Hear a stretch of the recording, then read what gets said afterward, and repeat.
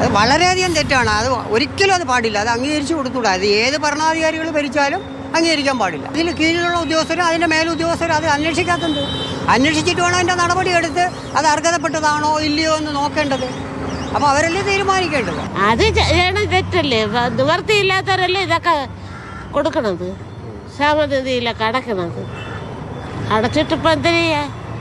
കിട്ടണത് വാങ്ങിക്കണം, തരണമെങ്കിൽ വാങ്ങിക്കണം, ഇല്ലെങ്കിൽ വിട്ടാതെ ഇരിക്കണം. പാവപ്പെട്ടവർക്ക് കൊടുക്കുന്നതും സർക്കാർ ജീവനക്കാർക്ക് കൊടുക്കുന്നതും യാഥാർത്ഥ്യമായി കൃത്യമായി കൊടുക്കണം. അത് സർക്കാരിൻ്റെ ചുമതലയാണ്. വിട്ടുവീഴ്ച ചെയ്യുന്ന ഈ സാധാരണക്കാരനായ പാവപ്പെട്ടവരെ ഉപദ്രവിക്കുന്ന എല്ലാ ഉദ്യോഗസ്ഥന്മാരാണ് കൂടുതലും. 75% ഉദ്യോഗസ്ഥരാണ് ഇതിൽ കളിക്കുന്നത്. അത് സർക്കാരാണ് നിയന്ത്രിക്കേണ്ടത്. അതായത് തെറ്റാണ്. അത് ഗവൺമെൻറ് നോക്കണം, അത് അന്വേഷിച്ച് കണ്ടുപിടിക്കണം. ആണ് ചെയ്യേണ്ടത്. ചെയ്ത കാലത്തെ തെമ്മാടിത്തരമാണ്. എനിക്ക് ക്ഷേമ പെൻഷൻ മാറ്റി 19 മാസം കുടിശ്ശിയുണ്ട്. 1400 രൂപ എനിക്ക് കിട്ടുന്നുള്ളൂ, 200 രൂപ കിട്ടുന്നില്ല. ആരെടുത്തൊന്നും ഒരു പരിധിയും പറയുന്നില്ല. അങ്ങനെയൊക്കെയാണ് കാര്യങ്ങൾ. ഇത് കുറ്റവാളിയെ തീർച്ചയായിട്ടും ഗവൺമെൻറ് ഉദാസീനമാണ്. കെടുകാര്യസ്ഥത ചുരുക്കം പറഞ്ഞാൽ ഭരണ തലപ്പത്തിരിക്കുന്നവരും ഇങ്ങോട്ട് ജീവനക്കാരും ഇവിടെ നടത്തിക്കൊണ്ടുന്ന കെടുകാര്യസ്ഥതയാണ് സർക്കാർ ഏർപ്പെടുത്ത് കാര്യങ്ങൾ ചെയ്യേണ്ടിടത്ത് സർക്കാർ ഏജൻസികൾ മുഖാന്തരമാണ് നടക്കുന്നത്. അതാണ് തീരെ തെറ്റ്. അതുപോലെ പെൻഷനൊക്കെ നമുക്ക് 3 മാസം 4 മാസം കൂടുമ്പോൾ 1 മാസത്തേന് തരണം. സർക്കാരിനെ പറ്റിച്ച് ക്ഷേമ പെൻഷൻ വാങ്ങിയ ഉദ്യോഗസ്ഥർക്കെതിരെ വകുപ്പ് തല നടപടിക്ക് നിർദ്ദേശിച്ച മുഖ്യമന്ത്രി. പണം വാങ്ങിയവരിൽ നിന്ന് പലിശ സഹിതം തിരിച്ചുപിടിക്കാനും തീരുമാനം. കൈയിട്ട് വാരിയവർ കുടുങ്ങുമോ? സൂപ്പർ പ്രൈം ടൈമിൽ നമ്മളോടൊപ്പം അതിഥികളായി ചേരുന്നത് കോൺഗ്രസിൽ നിന്ന് ഡോക്ടർ ജിൻഡോ ജോൺ, BJPയിൽ നിന്ന് ശ്രീ ഉല്ലാസ് ബാബു, CPMൽ നിന്ന് ശ്രീ VK സനോജ് എന്നിവർ. ഡോക്ടർ ജിൻഡോ ജോൺ, ഇതായിപ്പോ പ്രതിപക്ഷ നേതാവ് പറയുന്നു 2022 ഈ വിവരം പുറത്തു വന്നതിന് ശേഷം 2 വർഷക്കാലം സർക്കാർ അനങ്ങിയില്ല, എവിടെയായിരുന്നു ഇത്രയും കാലം എന്നുള്ളതടക്കം. ഇന്നിപ്പോൾ മുഖ്യമന്ത്രി വകുപ്പ് തലത്തിൽ അന്വേഷിച്ച് നടപടിയെടുക്കുന്നതടക്കം കാര്യങ്ങളിൽ കർശനമായ നിർദ്ദേശം നൽകിയിട്ടുണ്ട്. ഒരാളെ പോലും വിട്ടുപോകാതെ പലിശയടക്കം എത്ര പണം പിടുങ്ങിയിട്ടുണ്ടോ അത് അങ്ങനെ തന്നെ പിടിച്ചെടുത്ത് ഖജനാവിൽ ചേർക്കും എന്ന നിർദ്ദേശവും നൽകിയിട്ടുണ്ട്.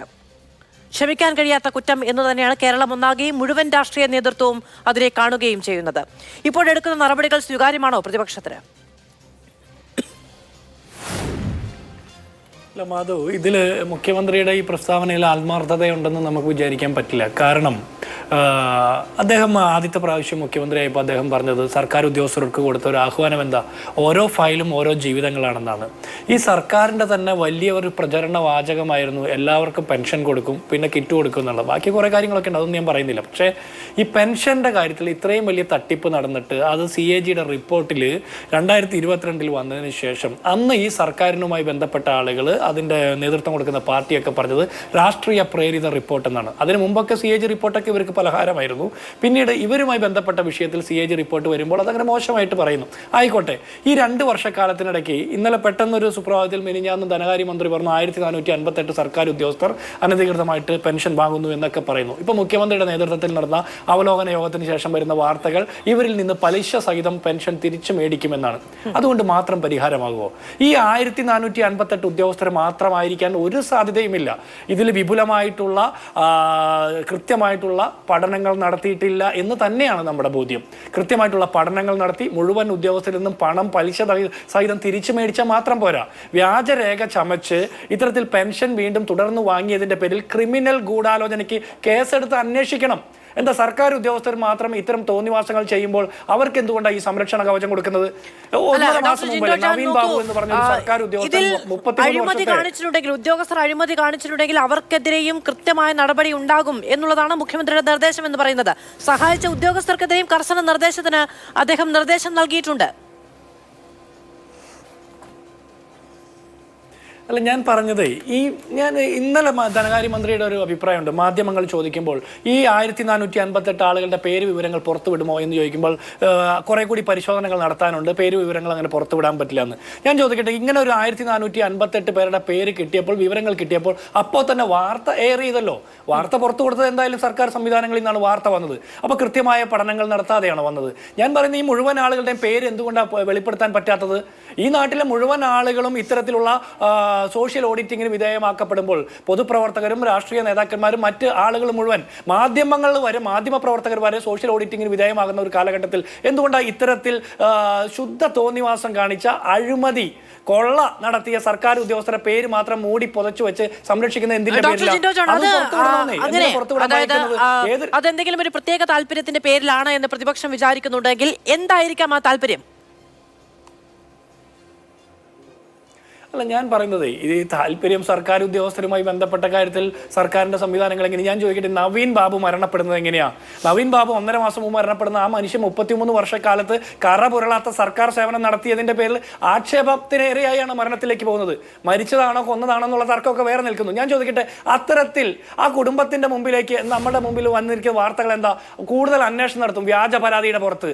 അങ്ങനെ ഒരു മനുഷ്യൻ ചെയ്യാത്ത കുറ്റത്തിന്റെ പേരിൽ ബലിയാടാക്കപ്പെട്ട ഒരു നാട്ടിലാണ് ഇത്തരത്തിൽ തോന്നിവാസവും കൊള്ളയും നടത്തിയ സർക്കാർ ഉദ്യോഗസ്ഥരെ സർക്കാർ തന്നെ നേരിട്ട് പൊതിഞ്ഞ് സംരക്ഷിക്കുന്നത്.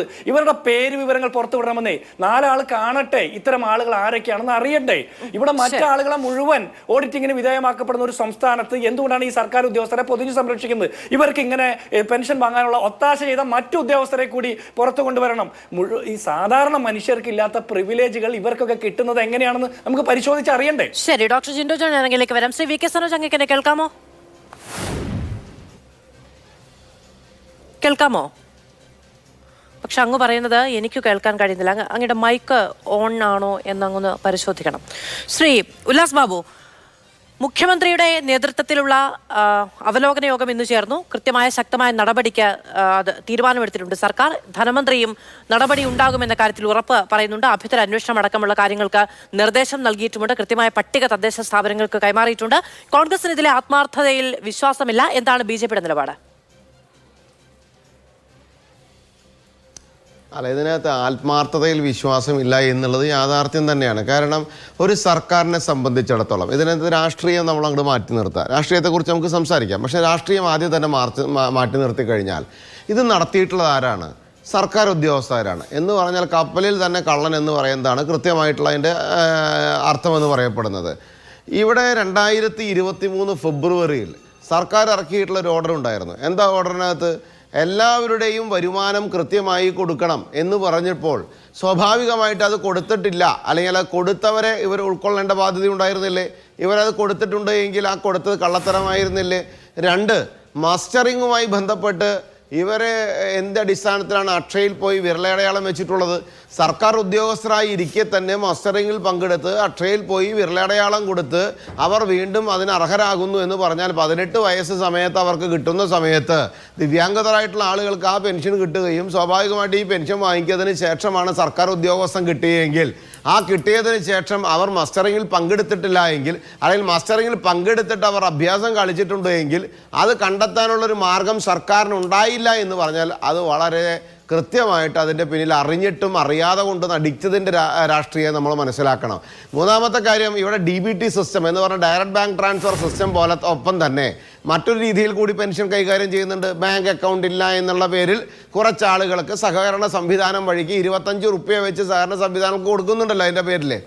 ആ കൊടുത്തിട്ട് സഹകരണ സ്ഥാപനങ്ങളിലെ ആളുകൾ ഇവരുടെ വീട്ടിലേക്ക് കൊണ്ടുപോയി കൊടുക്കുന്നു. അതിൻ്റെ സാഹചര്യത്തിൽ ഇവരുടെ പരിചയമുള്ള മെമ്പർമാർ ഒരു കൂട്ടായ്മ വിളിച്ചു ചേർത്ത് അവിടെ വെച്ച് വിതരണം ചെയ്യുന്നു. അങ്ങനെ വിവിധ തരം പദ്ധതികൾ, പരിപാടികളൊക്കെ ഇതിനകത്ത് ഇടയിൽ നടക്കുന്നുണ്ട്. അങ്ങനെ നടക്കുന്ന സമയത്ത് കാറുണ്ടോ, AC ഉണ്ടോ, അവർക്ക് മറ്റൊരു ജോലിയുണ്ടോ ഇത്യാദി കാര്യങ്ങളൊക്കെ സ്വാഭാവികമായിട്ട് അവർക്ക് അന്വേഷിക്കാൻ അവർക്കറിയാമല്ലോ, ആ മെമ്പർക്കറിയാമല്ലോ, ആ കൊടുത്ത സഹകരണ സ്ഥാപനങ്ങളിലെ ആളുകൾക്കറിയാമല്ലോ. ഇതൊക്കെ അറിഞ്ഞിട്ടും അവർ മൂടി വെച്ചത് എന്ത് അടിസ്ഥാനത്തിലായിരുന്നു? കോട്ടക്കൽ നഗരസഭയുമായി ബന്ധപ്പെട്ട് രാഷ്ട്രീയ താല്പര്യങ്ങൾ ഉണ്ട് എന്നുള്ളതാണ്. ഈ ക്ഷേമ പെൻഷനുമായി ബന്ധപ്പെട്ട് ക്ഷേമ പെൻഷൻ പട്ടികയിലേക്ക് ആളുകളെ ഉൾപ്പെടുത്തുക എന്നത് ഒരു രാഷ്ട്രീയ പ്രചാരണ ആയുധമായി ഉപയോഗിക്കപ്പെട്ടു എന്നൊരാക്ഷേപമുണ്ടോ BJPക്ക്? 100% ഇതൊരു കാര്യം മനസ്സിലാക്കേണ്ട. ഇന്നലെ NGO യൂണിയനുമായി ബന്ധപ്പെട്ട ഒരു പ്രതിനിധി വന്നിരുന്നു പറഞ്ഞു, ശക്തമായ നടപടിയെടുക്കണം, ശക്തമായ നടപടി സർക്കാർ എടുക്കണം. ഞാൻ ചോദിച്ചോട്ടെ, ഈ NGO യൂണിയനിൽ ഉൾപ്പെട്ട ആളുകൾക്ക് ഇത് ഈ 2 സംഘടനകളിലും ഉൾപ്പെട്ട ആളുകളെ തൽക്കാലം അവരുടെ സംഘടനയിൽ നിന്ന് പുറത്താക്കാൻ പോലും ഇവർ തയ്യാറാകുന്നില്ല. ഇതെന്താണ്? ഉപജീവന പ്രശ്നമുള്ള സാധാരണക്കാരായിട്ടുള്ള അതിൻ്റെ താഴെയുള്ള സാധാരണക്കാർക്ക് കിട്ടുന്ന ഒരു പൈസ കൈയിട്ട് വാരിയ ഗസറ്റഡ് ഓഫീസർ അടക്കമുള്ള പ്രൊഫസർമാരടക്കമുള്ള മറ്റ് തൊഴിലിൽപ്പെട്ടിട്ടുള്ള സ്പാർക്കിൻ്റെ കീഴിലല്ലാതെ ദൈനംദിന തൊഴിൽ കരാർ അടിസ്ഥാനത്തിൽ വാങ്ങിക്കുന്ന ആളുകളടക്കം ഇത് വാങ്ങിച്ചിട്ടും ഇതറിഞ്ഞിട്ടും ഇത് നോക്കാതെ പഞ്ചായത്ത് അടക്കമുള്ള വില്ലേജ് അടക്കമുള്ള മറ്റു ഉദ്യോഗസ്ഥ സംവിധാനത്തിലടക്കമുള്ള ആളുകൾ ഇത് കൃത്യമായിട്ട് വർഷാവർഷക്കാലം ഇത് നടപ്പിലാക്കിയിട്ടും ഇതൊന്നും അറിയാതെ ഞങ്ങൾ അറിഞ്ഞിരുന്നു അല്ലെങ്കിൽ അറിഞ്ഞിട്ടില്ല, ഞങ്ങൾ ശ്രദ്ധിച്ചോളാം, ഞങ്ങൾ ഇനി അതിന് നടപടിയെടുക്കല്ല വേണ്ടെന്നേ. ഇവന്മാരെ കണ്ടെത്തിയിട്ട് ഇതിനകത്ത് കൃത്യമായ ആൾമാറാട്ടമില്ലേ, കൃത്യമായിട്ടുള്ള വ്യാജരേഖ ചമച്ചിട്ടില്ലേ, കൃത്യമായിട്ടുള്ള ഗൂഢാലോചനയില്ലേ, ഇതൊക്കെ കൃത്യമായി നടപ്പിലാക്കിക്കൊണ്ട് ഇതിനകത്ത് പുറത്താക്കാൻ സർക്കാർ എന്തുകൊണ്ട് തയ്യാറാകുന്നില്ല? പേര് വിവരപ്പെട്ട് ഇത് 1458 പേരേ ഉള്ളൂ എന്നാണ് മാധു വിശ്വസിക്കുന്നത്. ഇത് കേരളം കാണുന്ന ഏറ്റവും വലിയൊരു സ്കാം ആയിട്ട് വരാൻ പോവുകയാണ്. ഈ 1458 പറയുന്നത് ശ്രീ ഉല്ലാസ് ബാബു, അത് സർക്കാർ ഉദ്യോഗസ്ഥരുടെ കണക്കാണ്. അനർഹരായ മറ്റ് സാമ്പത്തിക വരുമാന സ്രോതസ്സുള്ള മെച്ചപ്പെട്ട സാമ്പത്തിക നിലയുള്ള ആളുകൾ അതിനുള്ളിൽ വേറെ കയറി കൂടിയിട്ടുണ്ട്. ഈ 1458 എന്ന് പറയുന്നത് സർക്കാർ ഉദ്യോഗസ്ഥരുടെ കണക്കാണ്. അതിൽ ആരോഗ്യ വകുപ്പിൽ നിന്ന് 373 ഏറ്റവും കൂടുതൽ ആരോഗ്യ വകുപ്പിന് കീഴിലുള്ള ഉദ്യോഗസ്ഥരുടേതാണ്. അങ്ങനെ ആ കാര്യത്തിലെങ്കിലും സർക്കാരിന് കൃത്യമായ ഒരു ബോധ്യമുണ്ടാകും എന്നാണ് വിചാരിക്കുന്നത്. അവിടെയാണ് മധുവിനെ ഒരു തിരുത്തും കൂടി തിരുത്തേണ്ടി ഭാവിയിൽ വരിക. 1458 എന്ന് പറയപ്പെടുന്ന കണക്കിലല്ല ഇത് വരാൻ പോകുന്നത്. ഇത് കൃത്യമായി അന്വേഷിച്ചാൽ, കൃത്യമായി മേലുദ്യോഗസ്ഥന്മാർ ഇതിൻ്റെ ലിസ്റ്റ് എടുത്തു കഴിഞ്ഞാൽ ഈ കാര്യം 1458ൻ്റെ 10 മടങ്ങ് സർക്കാർ ഉദ്യോഗസ്ഥർ ഇത് വാങ്ങിക്കുന്നുണ്ടെന്ന് യാഥാർത്ഥ്യത്തിൽ അറിയാം. അവരുടെ മുമ്പിൽ ഇവർ കണ്ണടച്ചുകൊണ്ട് അത് അവർക്കും കൊടുത്തോട്ടെ എന്ന് പറയുമ്പോൾ 62 ലക്ഷം ജനങ്ങൾക്ക് ഉപകാരപ്രദമാകുന്ന ഒരു പദ്ധതി എന്ന് പറഞ്ഞുകൊണ്ട് ഒരു രാഷ്ട്രീയ മാനം അതിന് കൊടുത്തുകൊണ്ട് ഇവരുടെ ഏറ്റവും വലിയൊരു സ്ലോട്ട് പദ്ധതി എന്ന് പറഞ്ഞുകൊണ്ട് ഇവർ അവതരിപ്പിച്ച ഒരു വിഷയത്തെ സത്യസന്ധമായി അല്ല അവർ നടപ്പിലാക്കിയതെന്നും ഇത് പൊതുജനങ്ങൾക്ക് കൃത്യമായി മനസ്സിലാകുന്ന രീതിയിലുള്ള പ്രവർത്തനമാണ് ഇപ്പോൾ വന്നിട്ടുള്ളത്. അതിൽ ക്രോസ് ചെക്കിൽ വന്നിട്ടുള്ള 2 സോഫ്റ്റ്വെയർ തമ്മിലുള്ള ക്രോസ് ചെക്കിൽ വന്നിട്ടുള്ള ഒരു ചെറിയ അറിവുകൾ മാത്രമാണ് പുറത്തു വന്നിട്ടുള്ളത്. അത് ഇനിയും എത്രയോ വലുതായിട്ട് വരാനുണ്ട്. അപ്പൊ ആദ്യം വന്ന ആളുകളെ പോലും അതിനെ കൃത്യമായി പുറത്താക്കണമെന്നേ. അതിന്റെ പുറകിൽ ഞാൻ നേരത്തെ പറഞ്ഞ വ്യാജരേഖ ചമക്കില്ലേ, ആൾമാറാട്ടമില്ലേ, അതിന് ഗൂഢാലോചനയില്ലേ, അതിനകത്ത് തട്ടിപ്പ് നടത്തിയിട്ടില്ലേ, ഇത്യാദി ആളുകളെ ഇനിയും പേറണമെന്നാണ് സർക്കാർ തീരുമാനമെങ്കിൽ ആ സർക്കാരിന്റെ ദുരുദ്ദേശത്തെ നമ്മൾ സംശയിക്കണ്ടേ? അത് ജനങ്ങളുടെ മുമ്പിൽ രാഷ്ട്രീയമില്ലാതെ ഈ ജനങ്ങളെ പറ്റിച്ച സാധാരണക്കാരന്റെ ഉപജീവനത്തിന് താഴെയുള്ള പാവപ്പെട്ടവനെ പറ്റിച്ചവനെ പുറത്താക്കാനുള്ള ആർജവത്തിലേക്ക് സർക്കാരിന്റെ സംവിധാനം എത്തണം എന്നുള്ളതാണ് നമുക്ക് ആവശ്യപ്പെടാനുള്ളത്. സ്വാഭാവികമായും മറുപടി പറയേണ്ടത് സർക്കാരിനെ പ്രതികരിക്കുന്ന CPM-നെ പ്രതിനിധീകരിക്കുന്ന ശ്രീ VK സരോജാണ്. ചെറിയ സാങ്കേതിക പ്രശ്നമുള്ളതുകൊണ്ടാണ് തുടർച്ചയായി അദ്ദേഹത്തിലേക്ക് പോകാൻ ശ്രമിച്ചിട്ടും കഴിയാത്തത്. പെട്ടെന്ന് തന്നെ അദ്ദേഹത്തിലേക്ക് എത്താം എന്ന് വിചാരിക്കുകയും ചെയ്യുന്നു. ഡോക്ടർ ജിൻഡോ ജോൺ, നോക്കൂ, 34 ലക്ഷമായിരുന്നത് UDF ഭരണകാലം അവസാനിക്കുന്ന സമയത്ത് 34 ലക്ഷം പേർ ക്ഷേമ പെൻഷനുകളുടെ ഗുണഭോക്താക്കളായിരുന്നുവെങ്കിൽ നിലവിലത് 62 ലക്ഷം എന്ന എല്ലാ വേദിയിലും വളരെ അഭിമാനത്തോടു കൂടിയാണ് സർക്കാർ പറയുന്നത്. ഈ 62 ലക്ഷം പേരിൽ അനധികൃതമായി അത് കൈപ്പറ്റുന്നവർ കയറി കൂടിയിട്ടുണ്ട് എങ്കിൽ അതിൻ്റെ ഒരു ക്ലൻസിങ് പ്രോസസ്സ് എന്ന് പറയുന്നത് എത്രയും പെട്ടെന്ന് നടപ്പിലാക്കേണ്ടതാണ്. അതിന് 2 വർഷം എടുത്തു സർക്കാർ എന്നുള്ളതാണല്ലോ പ്രതിപക്ഷത്തിന്റെ വിമർശനം. ഇപ്പോൾ CAG റിപ്പോർട്ടുമായി ബന്ധപ്പെട്ട് പരാമർശങ്ങൾ വരുമ്പോൾ അന്നത്തെ പ്രതികരണം എന്താണ് എന്നൊക്കെ പ്രതിപക്ഷം അതിൽ ബോധവാന്മാരായിരുന്നു, അങ്ങ് ഓർത്തെടുത്ത് പറയുന്നുണ്ട്. പക്ഷെ ആ കാര്യം പിന്നീട് പ്രതിപക്ഷം ചൂണ്ടിക്കാണിക്കുകയുണ്ടായോ? അല്ല മാധു, ഇതിൽ ഒരു പ്രശ്നമുള്ളത് എന്താ പറയുക, ഉമ്മൻചാണ്ടി സർക്കാരിൻ്റെ കാലത്ത് 34 ലക്ഷത്തിലധികം ആയിരുന്നു പെൻഷൻ മേടിക്കുന്ന ആളുകളുടെ എണ്ണം എന്ന് പറയുന്നു. അതിനു മുമ്പ് VS അച്യുതാനന്ദൻ സർക്കാരിൻ്റെ സമയത്ത് അത് 14 ലക്ഷമായിരുന്നു. അതാണ് 34 ലക്ഷമായിട്ട് വരുന്നത്. അന്ന് ഉമ്മൻചാണ്ടി സർക്കാരിൻ്റെ സമയത്ത് ഒന്നിലധികം പെൻഷൻ, അതായത് ഈ പറഞ്ഞ ക്ഷേമനിധി പെൻഷൻ്റെ കൂടെ തന്നെ സാമൂഹ്യക്ഷേമ പെൻഷനും കൂടി മേടിക്കാൻ പറ്റുന്ന സാഹചര്യം ഉണ്ടായിരുന്നു. ക്ഷേമനിധി പെൻഷൻ എന്ന് പറഞ്ഞാൽ അത്തരം തൊഴിലാളികൾ അവരുടെ ജീവിതത്തിൽ അവർ തൊഴിലെടുക്കുന്നതിൻ്റെ കൂലിയായി കിട്ടുന്നതിൽ ഒരു ഭാഗം സർക്കാരിലേക്ക് ക്ഷേമനിധി അടച്ചിട്ട് അതിൽ നിന്ന് കിട്ടുന്ന ഒരു പെൻഷനാണ്. സ്വാഭാവികമായിട്ട് അതിനും അവർക്ക് അർഹത ഉണ്ടായിരുന്നു എന്നുള്ളതാണ് അന്നത്തെ സർക്കാരിന്റെ പോളിസി. അത് നിയമപരമായിട്ട് തെറ്റായിരുന്നില്ല. അന്ന് ആളുകൾ ആ 2 പെൻഷൻ മേടിക്കുന്നതിൽ തെറ്റുണ്ടായിരുന്നില്ല. പിന്നീട് അപ്പോൾ ആ 2 എണ്ണം കൂടി നോക്കുമ്പോൾ ഈ പിണറായി സർക്കാരിന്റെ ഒന്നാം പിണറായി സർക്കാരിന്റെ കാലത്തുള്ള 59 ലക്ഷത്തിലേക്കും ഇപ്പോൾ ഇവർ പറയുന്ന 62 ലക്ഷത്തിലേക്കൊക്കെ എണ്ണം വെച്ച് നോക്കുമ്പോൾ ഈ രണ്ടും കൂട്ടുമ്പോൾ വരും. പക്ഷേ ഇവരത് ഏകീകരിച്ച് 1600 എത്തിച്ചു എന്ന് പറയുന്നു. ഒന്നാം പിണറായി സർക്കാരിന്റെ അവസാന വർഷത്തിലേക്ക് എത്തുമ്പോഴാണ് അത് 1600 എത്തുന്നത്. ഉമ്മൻചാണ്ടി സർക്കാർ സർക്കാരിന്റെ കാലത്ത് 800 മുതൽ 1500 വരെ വിവിധ വിഭാഗങ്ങളിലായിട്ട് പെൻഷൻ കൊടുക്കുന്ന സാഹചര്യം ഉണ്ടായിരുന്നു. പക്ഷേ അതുമായി ബന്ധപ്പെട്ട് നിരവധി കള്ളപ്രചരണങ്ങൾ LDFന്റെ നേതൃത്വത്തിൽ കേരളത്തിൽ നടത്തിയിട്ടുണ്ട്. അതിന്റെ മറ്റു ഭാഗങ്ങളിലേക്കൊന്നും ഞാൻ കടക്കുന്നില്ല, അതല്ലല്ലോ ഇവിടുത്തെ ഒരു തർക്ക വിഷയം. പക്ഷേ ഞാൻ പറയുന്നത് ഈ 2022 CAGയുടെ റിപ്പോർട്ട് വന്നപ്പോൾ അതിന് മുമ്പുള്ള വർഷങ്ങളിൽ തുടങ്ങി ഇത്തരത്തിലുള്ള പ്രശ്നങ്ങളുണ്ട് എന്ന് CAG റിപ്പോർട്ട് കണ്ടെത്തിയതിനു ശേഷം ആ CAG റിപ്പോർട്ടിന്മേൽ അന്വേഷണം നടത്തി നടപടി സ്വീകരിക്കണമെന്ന് പ്രതിപക്ഷം ഉൾപ്പെടെ പറഞ്ഞപ്പോൾ CAG റിപ്പോർട്ട് രാഷ്ട്രീയ പ്രേരിതമാണെന്നുള്ള നിലപാട് സ്വീകരിച്ചത് പിണറായി സർക്കാരാണ്. അതേ നിലപാട് തന്നെയാണ് പിണറായി സർക്കാരിനെ പിന്തുണയ്ക്കുന്ന ഒന്നാമത്തെ പാർട്ടിയായ CPMന്റെ നിലപാട്.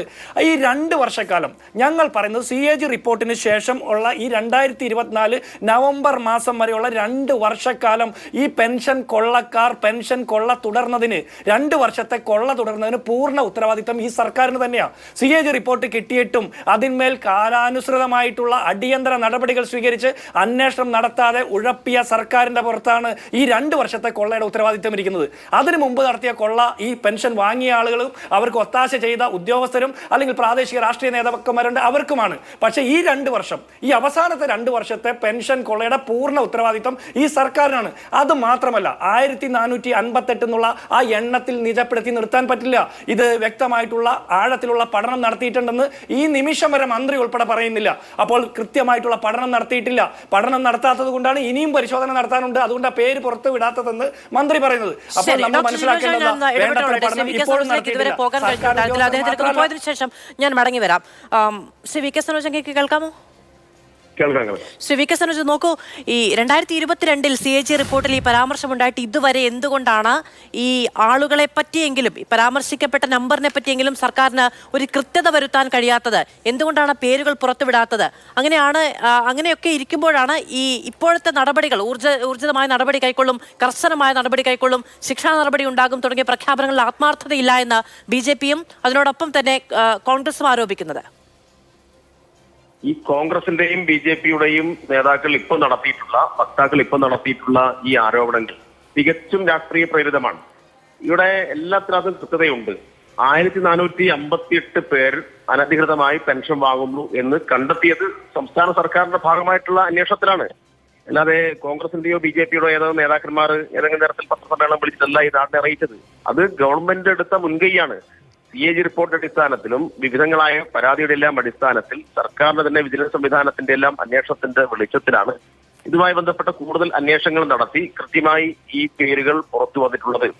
പിന്നെ ഇതുമായി ബന്ധപ്പെട്ട കൂടുതൽ അന്വേഷണങ്ങൾ നടത്തും, വകുപ്പ് തല അന്വേഷണം നടത്തും, എല്ലാ പണവും തിരികെ ഖജനാവിലേക്ക് തിരിച്ചു പിടിക്കും, അതുമായി ബന്ധപ്പെട്ട പുതിയ മാർഗനിർദ്ദേശങ്ങൾ പുറപ്പെടുവിക്കും, എല്ലാം ഇന്ന് ഉന്നതതല യോഗം ചേർന്ന് തീരുമാനമെടുത്തിട്ടുണ്ട്.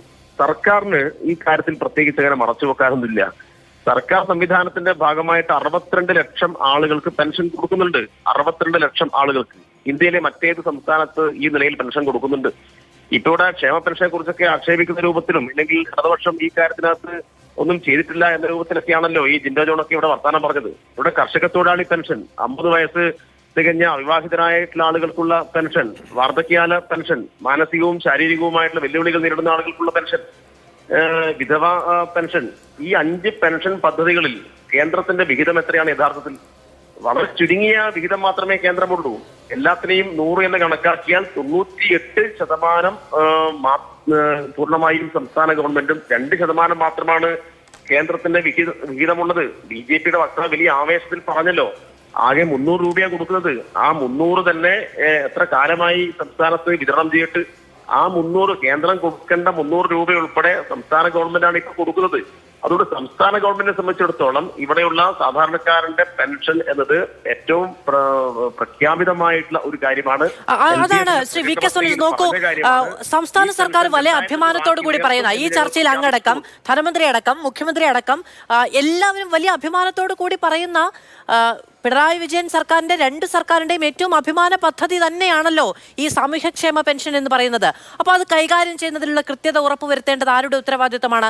2022 ഇത്രയും ഗുരുതരമായ പരാമർശങ്ങൾ CAG റിപ്പോർട്ടിൽ ഉണ്ടെങ്കിൽ ഡോക്ടർ ജിൻഡോ ജോൺ പറഞ്ഞതുപോലെ മിനിയാന്ന് നമ്മുടെ ധനമന്ത്രിക്ക് പെട്ടെന്നൊരു ഉൾവിളി ഉണ്ടാകുന്നതല്ലോ. അത് ഇത്രയും കാലം ഒരു സൂക്ഷ്മ പരിശോധന എന്തുകൊണ്ടാണ് ഈ സംവിധാനം നിർവഹിക്കാതെ പോയത്? അങ്ങനെയെങ്കിൽ ആരാ പറഞ്ഞത് ഇതിപ്പോ മിനിഞ്ഞാന്ന് ഒരു ദിവസം രാവിലെ ധനമന്ത്രി എഴുന്നേറ്റ് വന്നപ്പോഴാണ് ഈ പ്രഖ്യാപനം നടത്തിയത്?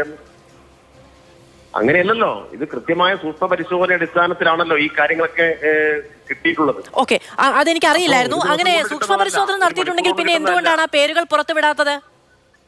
പേരുകൾ പുറത്തുവിടും. ഒരു പേരും തടഞ്ഞു വെക്കുന്ന പ്രശ്നമൊന്നുമില്ല. സർക്കാരിന്റെ തൽക്കാലം പുറത്തുവിടാൻ കഴിയില്ല എന്നുള്ളത് തന്നെയാണല്ലോ ധനമന്ത്രിയൊക്കെ പറയുമ്പോൾ പറയുന്നത്. എന്താണ് ഇതിന് കാരണം?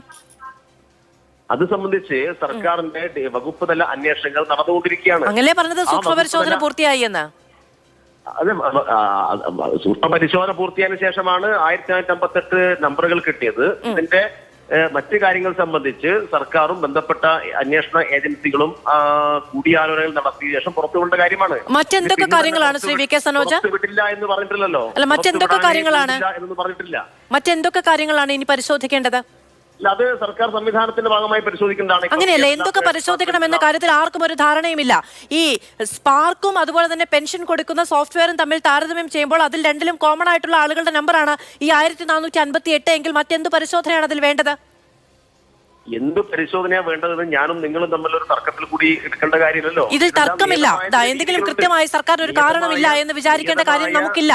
എന്തെങ്കിലും കൃത്യമായ ഒരു കാരണം ഉണ്ടാകും എന്ന് തന്നെയാണ് വിചാരിക്കുന്നത്. ആ കാരണം എന്താണെന്നാണ് അറിയുന്നത്. ആ കാരണം എന്താണ് എന്നാണ് അറിയേണ്ടത്.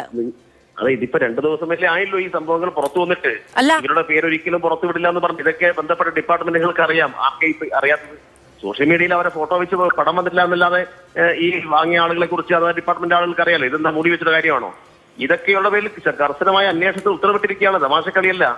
ഇത് വളരെ കൃത്യമായ അന്വേഷണം നടത്തുകയും അവരുടെ പേരിൽ നടപടിയും ക്രിമിനൽ നടപടിയാണെങ്കിൽ ക്രിമിനൽ നടപടിയിലേക്ക് പോകും എന്ന കാര്യത്തിൽ ഒരു തർക്കവുമില്ല. അങ്ങ് തന്നെ പറയുന്നു അന്വേഷണത്തിന് ഉത്തരവിട്ടിരിക്കുന്നു എന്നുള്ളത്. ഡിപ്പാർട്ട്മെന്റുകളിലേക്ക് ഈ പട്ടിക ഫോർവേഡ് ചെയ്ത് അവിടെ നിന്നുള്ള ആഭ്യന്തര അന്വേഷണം നടത്തി ഒക്കെയാണ് ഇതിനെ കൃത്യമായത് കൺഫേം ചെയ്യേണ്ടതും മറ്റു നടപടികൾ സ്വീകരിക്കുകയും വേണ്ടത്. അപ്പോൾ ഇതുവരെ നടത്തിയെന്ന് പറയുന്ന പരിശോധന എന്താണ്? ശരി, ഇനി നടത്താനുള്ള പരിശോധന എന്താണ് എന്ന കാര്യത്തിൽ തർക്കമുണ്ട്. ഇതുവരെ നടത്തിയ പരിശോധന എന്താണ്? അപ്പോൾ മാധു, ഇതുവരെ നടത്തിയ പരിശോധന സർക്കാർ തലത്തിൽ, അതിന് ഉദ്യോഗസ്ഥ തലത്തിൽ നടത്തുന്ന പരിശോധനയാണ്. ആ പരിശോധനയുടെ ഭാഗമായിട്ടാണ് ഇത്രയും നമ്പറുകളോടെ വന്നിട്ടുള്ളത്. ഇതിന്റെ അടിസ്ഥാനപ്പെടുത്തിയിട്ട് കൂടുതൽ അന്വേഷണങ്ങൾ നടക്കേണ്ടതുണ്ട്. ഒരാളെയും സംരക്ഷിക്കുന്ന പ്രശ്നമില്ല. വാങ്ങിയ ഒരു കാശും തിരിച്ചടപ്പിക്കാതിരിക്കുന്ന പ്രശ്നമില്ല. ഇതിന്റെ ഭാഗമായിട്ട് ക്രിമിനൽ കേസാണെങ്കിൽ അതുമായി ബന്ധപ്പെട്ട കാര്യങ്ങൾ മുന്നോട്ട് പോകും. ഡിപ്പാർട്ട്മെന്റ് തല നടപടിയാണെങ്കിൽ ആ കാര്യങ്ങൾ മുന്നോട്ട് പോകും. സർക്കാർ ഇതിനകത്ത് ഒളിച്ചു വെക്കാൻ ഒന്നുമില്ല.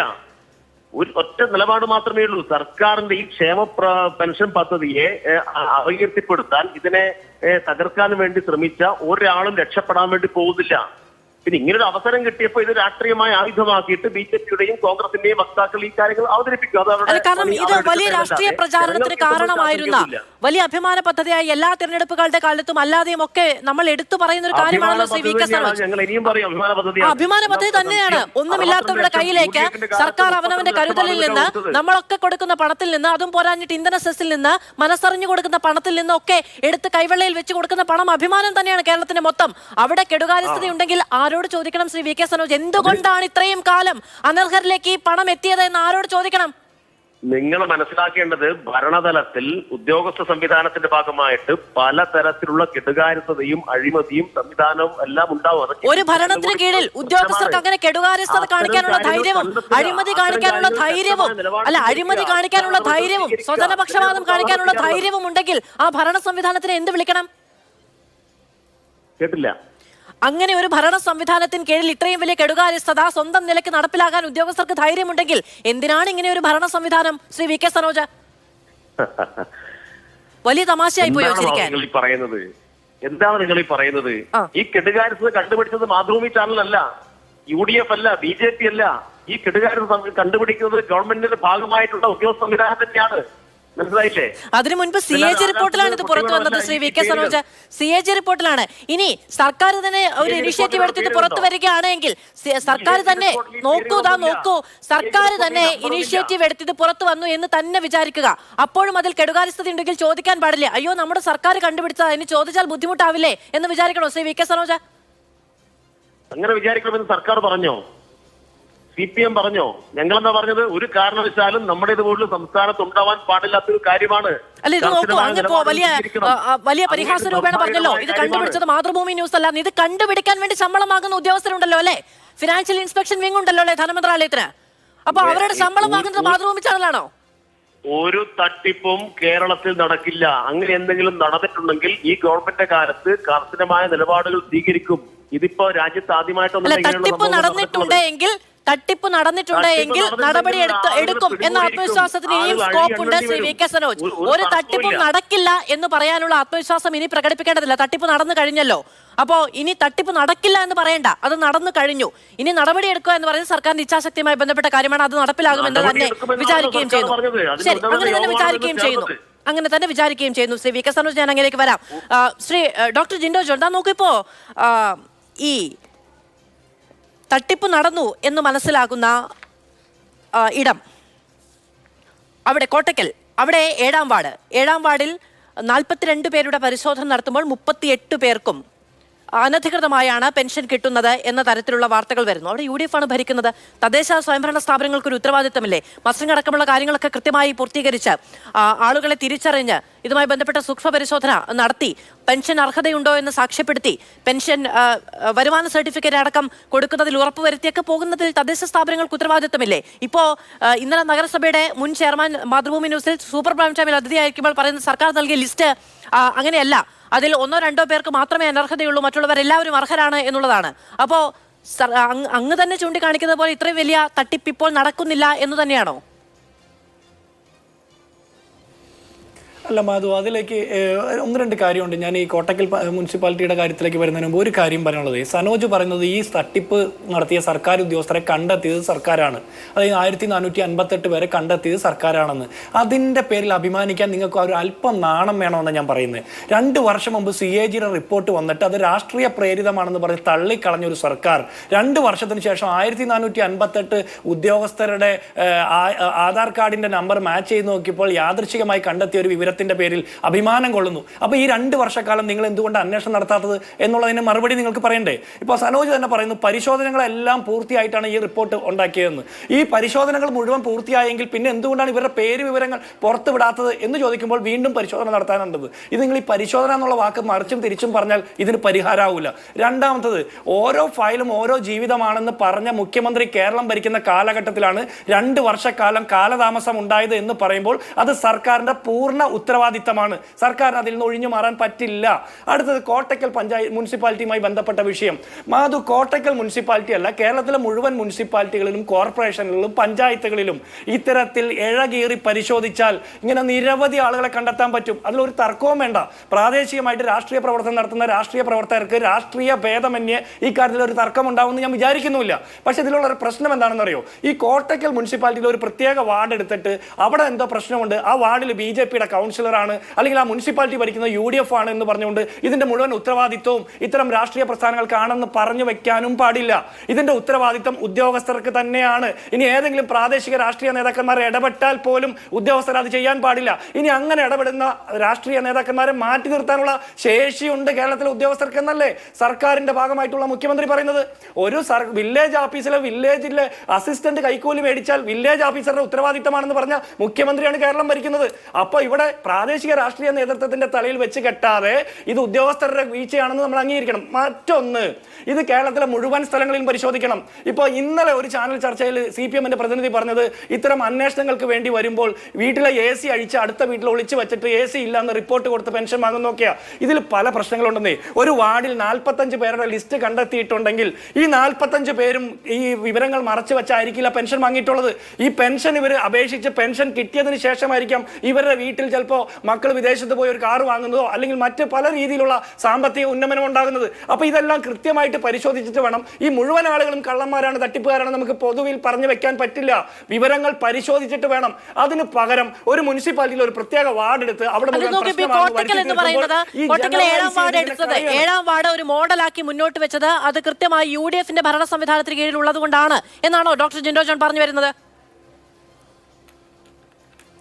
അല്ല, ഞാൻ അങ്ങനെയല്ല പറഞ്ഞത്. പക്ഷെ അങ്ങനെ സംശയിക്കേണ്ടി വരും. ഈ ദിവസങ്ങളിൽ നടക്കുന്ന ചർച്ചകൾ കണ്ടാൽ അങ്ങനെ നമുക്ക് സംശയിക്കേണ്ടി വരും. കാരണം അതിൻ്റെ ആ ചർച്ചകൾ പോകുന്ന നോക്കി UDF ഭരിക്കുന്ന മുനിസിപ്പാലിറ്റി, BJP-യുടെ കൗൺസിലറുള്ള സ്ഥലം, കൗൺസിലർമാർ നേരത്തെ ജയിച്ചിരുന്ന സ്ഥലം, ഇത്തരം രാഷ്ട്രീയ നേതാക്കന്മാർക്ക് കൗൺസിലർമാർക്കാണ് ഉത്തരവാദിത്വം എന്നൊക്കെ പറഞ്ഞു വെക്കുമ്പോൾ സർക്കാരിൻ്റെ ഭാഗമായിട്ടുള്ള ഉദ്യോഗസ്ഥരുടെ തലയിൽ നിന്ന് ഇത് പ്രാദേശിക രാഷ്ട്രീയ പ്രസ്ഥാനങ്ങൾ, പ്രത്യേകിച്ച് CPM ഇതര രാഷ്ട്രീയ പ്രസ്ഥാനങ്ങളിലേക്ക് ഇതിൻ്റെ മുഴുവൻ പാപഭാരവും വെച്ച് മാറ്റാൻ വേണ്ടിയിട്ടുള്ള ശ്രമമാണെന്ന് സംശയിക്കേണ്ടി വരും. വരും. പക്ഷെ അങ്ങനെയല്ല ഇതിനെ കാണേണ്ടത്. മുഴുവൻ സ്ഥലങ്ങളിലും പരിശോധിക്കണം. കേരളത്തിലെ മുഴുവൻ പഞ്ചായത്ത് വാർഡുകളിലും മുനിസിപ്പൽ കോർപ്പറേഷൻ വാർഡുകളിലും പരിശോധിച്ചിട്ട് അതിന്റെ ലിസ്റ്റ് പുറത്തുവിടാൻ സർക്കാർ തയ്യാറാകണം.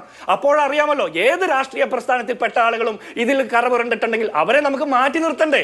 കോൺഗ്രസ് ആയിക്കോട്ടെ, BJP ആയിക്കോട്ടെ, CPM ആയിക്കോട്ടെ. അതിന് പകരം ഇതിനൊരു പുകമറ സൃഷ്ടിച്ചുകൊണ്ട് സംരക്ഷിക്കാൻ നോക്കുന്നത് സർക്കാർ തന്നെയാണ്. ശരി, അല്ല സംശയം നോക്കൂ, ഇപ്പൊ ഒരു നഗരസഭ ഭരിക്കുന്നു, അവിടെ പോലും കൃത്യമായി കാര്യങ്ങൾ ചെയ്യാൻ കഴിയാത്ത ആളുകളാണോ ഒരു സർക്കാരിന്റെ മുഴുവൻ സംവിധാനത്തെയും കുറ്റപ്പെടുത്തുന്നതെന്ന് ചോദിക്കാൻ സ്വാഭാവികമായും അവർക്ക് സാധിക്കുമല്ലോ. അല്ല മാധു, ഒരു CAGയുടെ റിപ്പോർട്ട്, CAG അങ്ങനെ ഏതെങ്കിലും ചുമ്മാ ഒരു കണക്കപ്പിള്ളയല്ലോ. CAGയുടെ റിപ്പോർട്ട് 2 വർഷം മുമ്പ് കിട്ടിയിട്ട് അതിന്മേൽ സർക്കാർ സംവിധാനം സകല അന്വേഷണങ്ങളും നടത്താനുള്ള, ശൂന്യാകാശത്ത് വരെ അന്വേഷണം നടത്താൻ ശേഷിയുള്ള ആളുകളുടെ സർക്കാർ സംവിധാനം 2 വർഷത്തിന് ശേഷമാണ് 1458 സർക്കാർ ഉദ്യോഗസ്ഥർ ഇങ്ങനെ പെൻഷൻ വാങ്ങിയെന്ന് കണ്ടെത്തിയത്. അപ്പോഴാണ് ആ മുനിസിപ്പാലിറ്റിയിൽ ഇങ്ങനെ പ്രശ്നം ഉണ്ടെന്ന് പറയുന്നത്. അങ്ങനെ ആ മുനിസിപ്പാലിറ്റി പ്രശ്നം ഉണ്ടെങ്കിൽ അവരുടെ ലിസ്റ്റ് പുറത്തുവിടണമെന്നേ. ഇപ്പൊ ആ മുനിസിപ്പാലിറ്റിയിലെ മുനിസിപ്പൽ ചെയർപേഴ്സൺ പറഞ്ഞിട്ടുണ്ടല്ലോ, ഇന്ന് അവിടുത്തെ ഉദ്യോഗസ്ഥരുടെ നേതൃത്വത്തിൽ നേരിട്ട് പോയി ഫിസിക്കൽ വെരിഫിക്കേഷൻ നടത്തി റിപ്പോർട്ട് ഇന്ന് വൈകിട്ടോ നാളെ ആയിട്ട് വരുമെന്ന്, എന്നിട്ട് നമുക്ക് അതിനെ കുറിച്ച് ചർച്ച ചെയ്യുന്നതായിരിക്കും. വരാം ഇടവേളയ്ക്ക് ശേഷം തിരികെ സ്വാഗതം. ചർച്ചയിലേക്ക് ശ്രീ ഉല്ലാസ് ബാബു. നോക്കൂ, നമ്മുടെ സംസ്ഥാനം അതിദരിദ്രരില്ലാത്ത സംസ്ഥാനം എന്ന അംഗീകാരം കരസ്ഥമാക്കാൻ പോവുകയാണ്.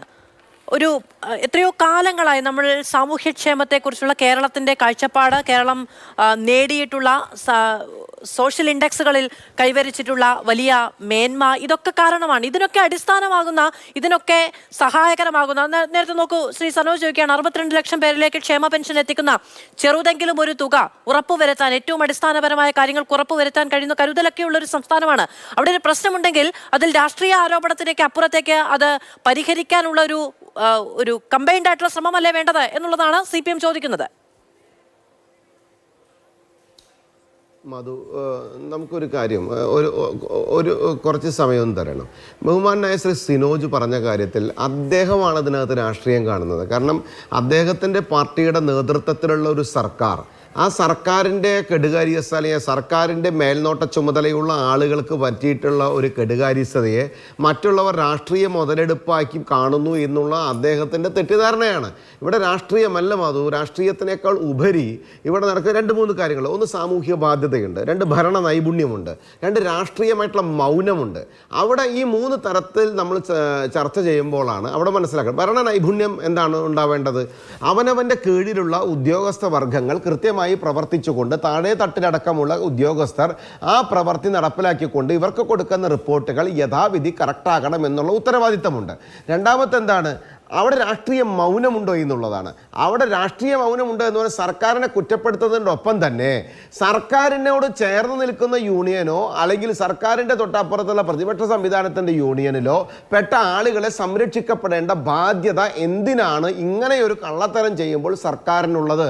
ഇവിടെ BMW കാറിൽ വന്ന് 1600 രൂപ വാങ്ങിച്ചു പോകുന്ന വലിയ ഒരു സംഭവം നടക്കുന്നു എന്ന് പറയുമ്പോൾ അത് കാണാത്തവരായി, അത് കാണാൻ സാധിക്കാത്ത അന്ധന്മാരായിട്ട് ഇവിടുത്തെ പ്രവർത്തകർ, ഇവിടുത്തെ ഉദ്യോഗസ്ഥർ മാറിയെങ്കിൽ അതിനെ ചോദിക്കേണ്ട. ഒരു കാരണവശാലും ഇടതുപക്ഷ രാഷ്ട്രീയ സംവിധാനത്തെ കുറ്റപ്പെടുത്തി ഞാൻ രാഷ്ട്രീയം പറയുന്നില്ല. പക്ഷെ ആ സർക്കാരിൻ്റെ മാത്രം അന്വേഷണത്തിൻ്റെ ഭാഗമായിട്ട് പുറത്ത് വന്നതാണെന്ന് പറയരുത്. ഇത് 2 സോഫ്റ്റ്വെയറുകളും തമ്മിൽ മാച്ച് ചെയ്ത സമയത്ത് അതിൽ വന്നിട്ടുള്ള ഒരു റിപ്പോർട്ടിൻ്റെ അടിസ്ഥാനത്തിൽ ആ റിപ്പോർട്ട് സമർപ്പിച്ചതാണ്. അതിൻ്റെ ഡീറ്റെയിൽഡ് റിപ്പോർട്ട് ഉണ്ടായിട്ടില്ല. മാധുവിന് അറിയാമെന്നാണ് എനിക്ക് തോന്നുന്നത്. ഇതിന് തൊട്ട് മുൻപുണ്ടായിട്ടുള്ളൊരു സാഹചര്യം ഞാൻ പറഞ്ഞുതരാം. ദുരിതാശ്വാസ നിധിയുമായി ബന്ധപ്പെട്ട് ഇതുപോലൊരു അഴിമതി ഉണ്ടായ സമയത്ത് അന്ന് മനോജ് അബ്രഹാം വിജിലൻസ് ഇതിലിരിക്കുന്ന സമയത്ത് കൊടുത്തൊരു റിപ്പോർട്ടുണ്ട്. അഴിമതിക്കാരുടെ ഡീറ്റെയിൽ കൊടുത്തുകൊണ്ട് സർക്കാരിന് റിപ്പോർട്ട് കൊടുത്തു. ആ സർക്കാരിൻ്റെ അന്വേഷണം എവിടെ എത്തിയെന്നും സർക്കാർ അവരെ പുറത്താക്കിയോ എന്നും ഇന്നും തീരുമാനിച്ചിട്ടില്ല. ട്രഷറിയിൽ നാഥനില്ലാതെ കിടക്കുന്ന സംഖ്യ അവനവൻ്റെ പേരിലേക്ക് ചെക്ക് എഴുതി തിരിച്ചു വലിച്ച ഒരു ചരിത്രവും ഈ കേരളം നമ്മൾ ചർച്ച ചെയ്തിട്ടുണ്ട്.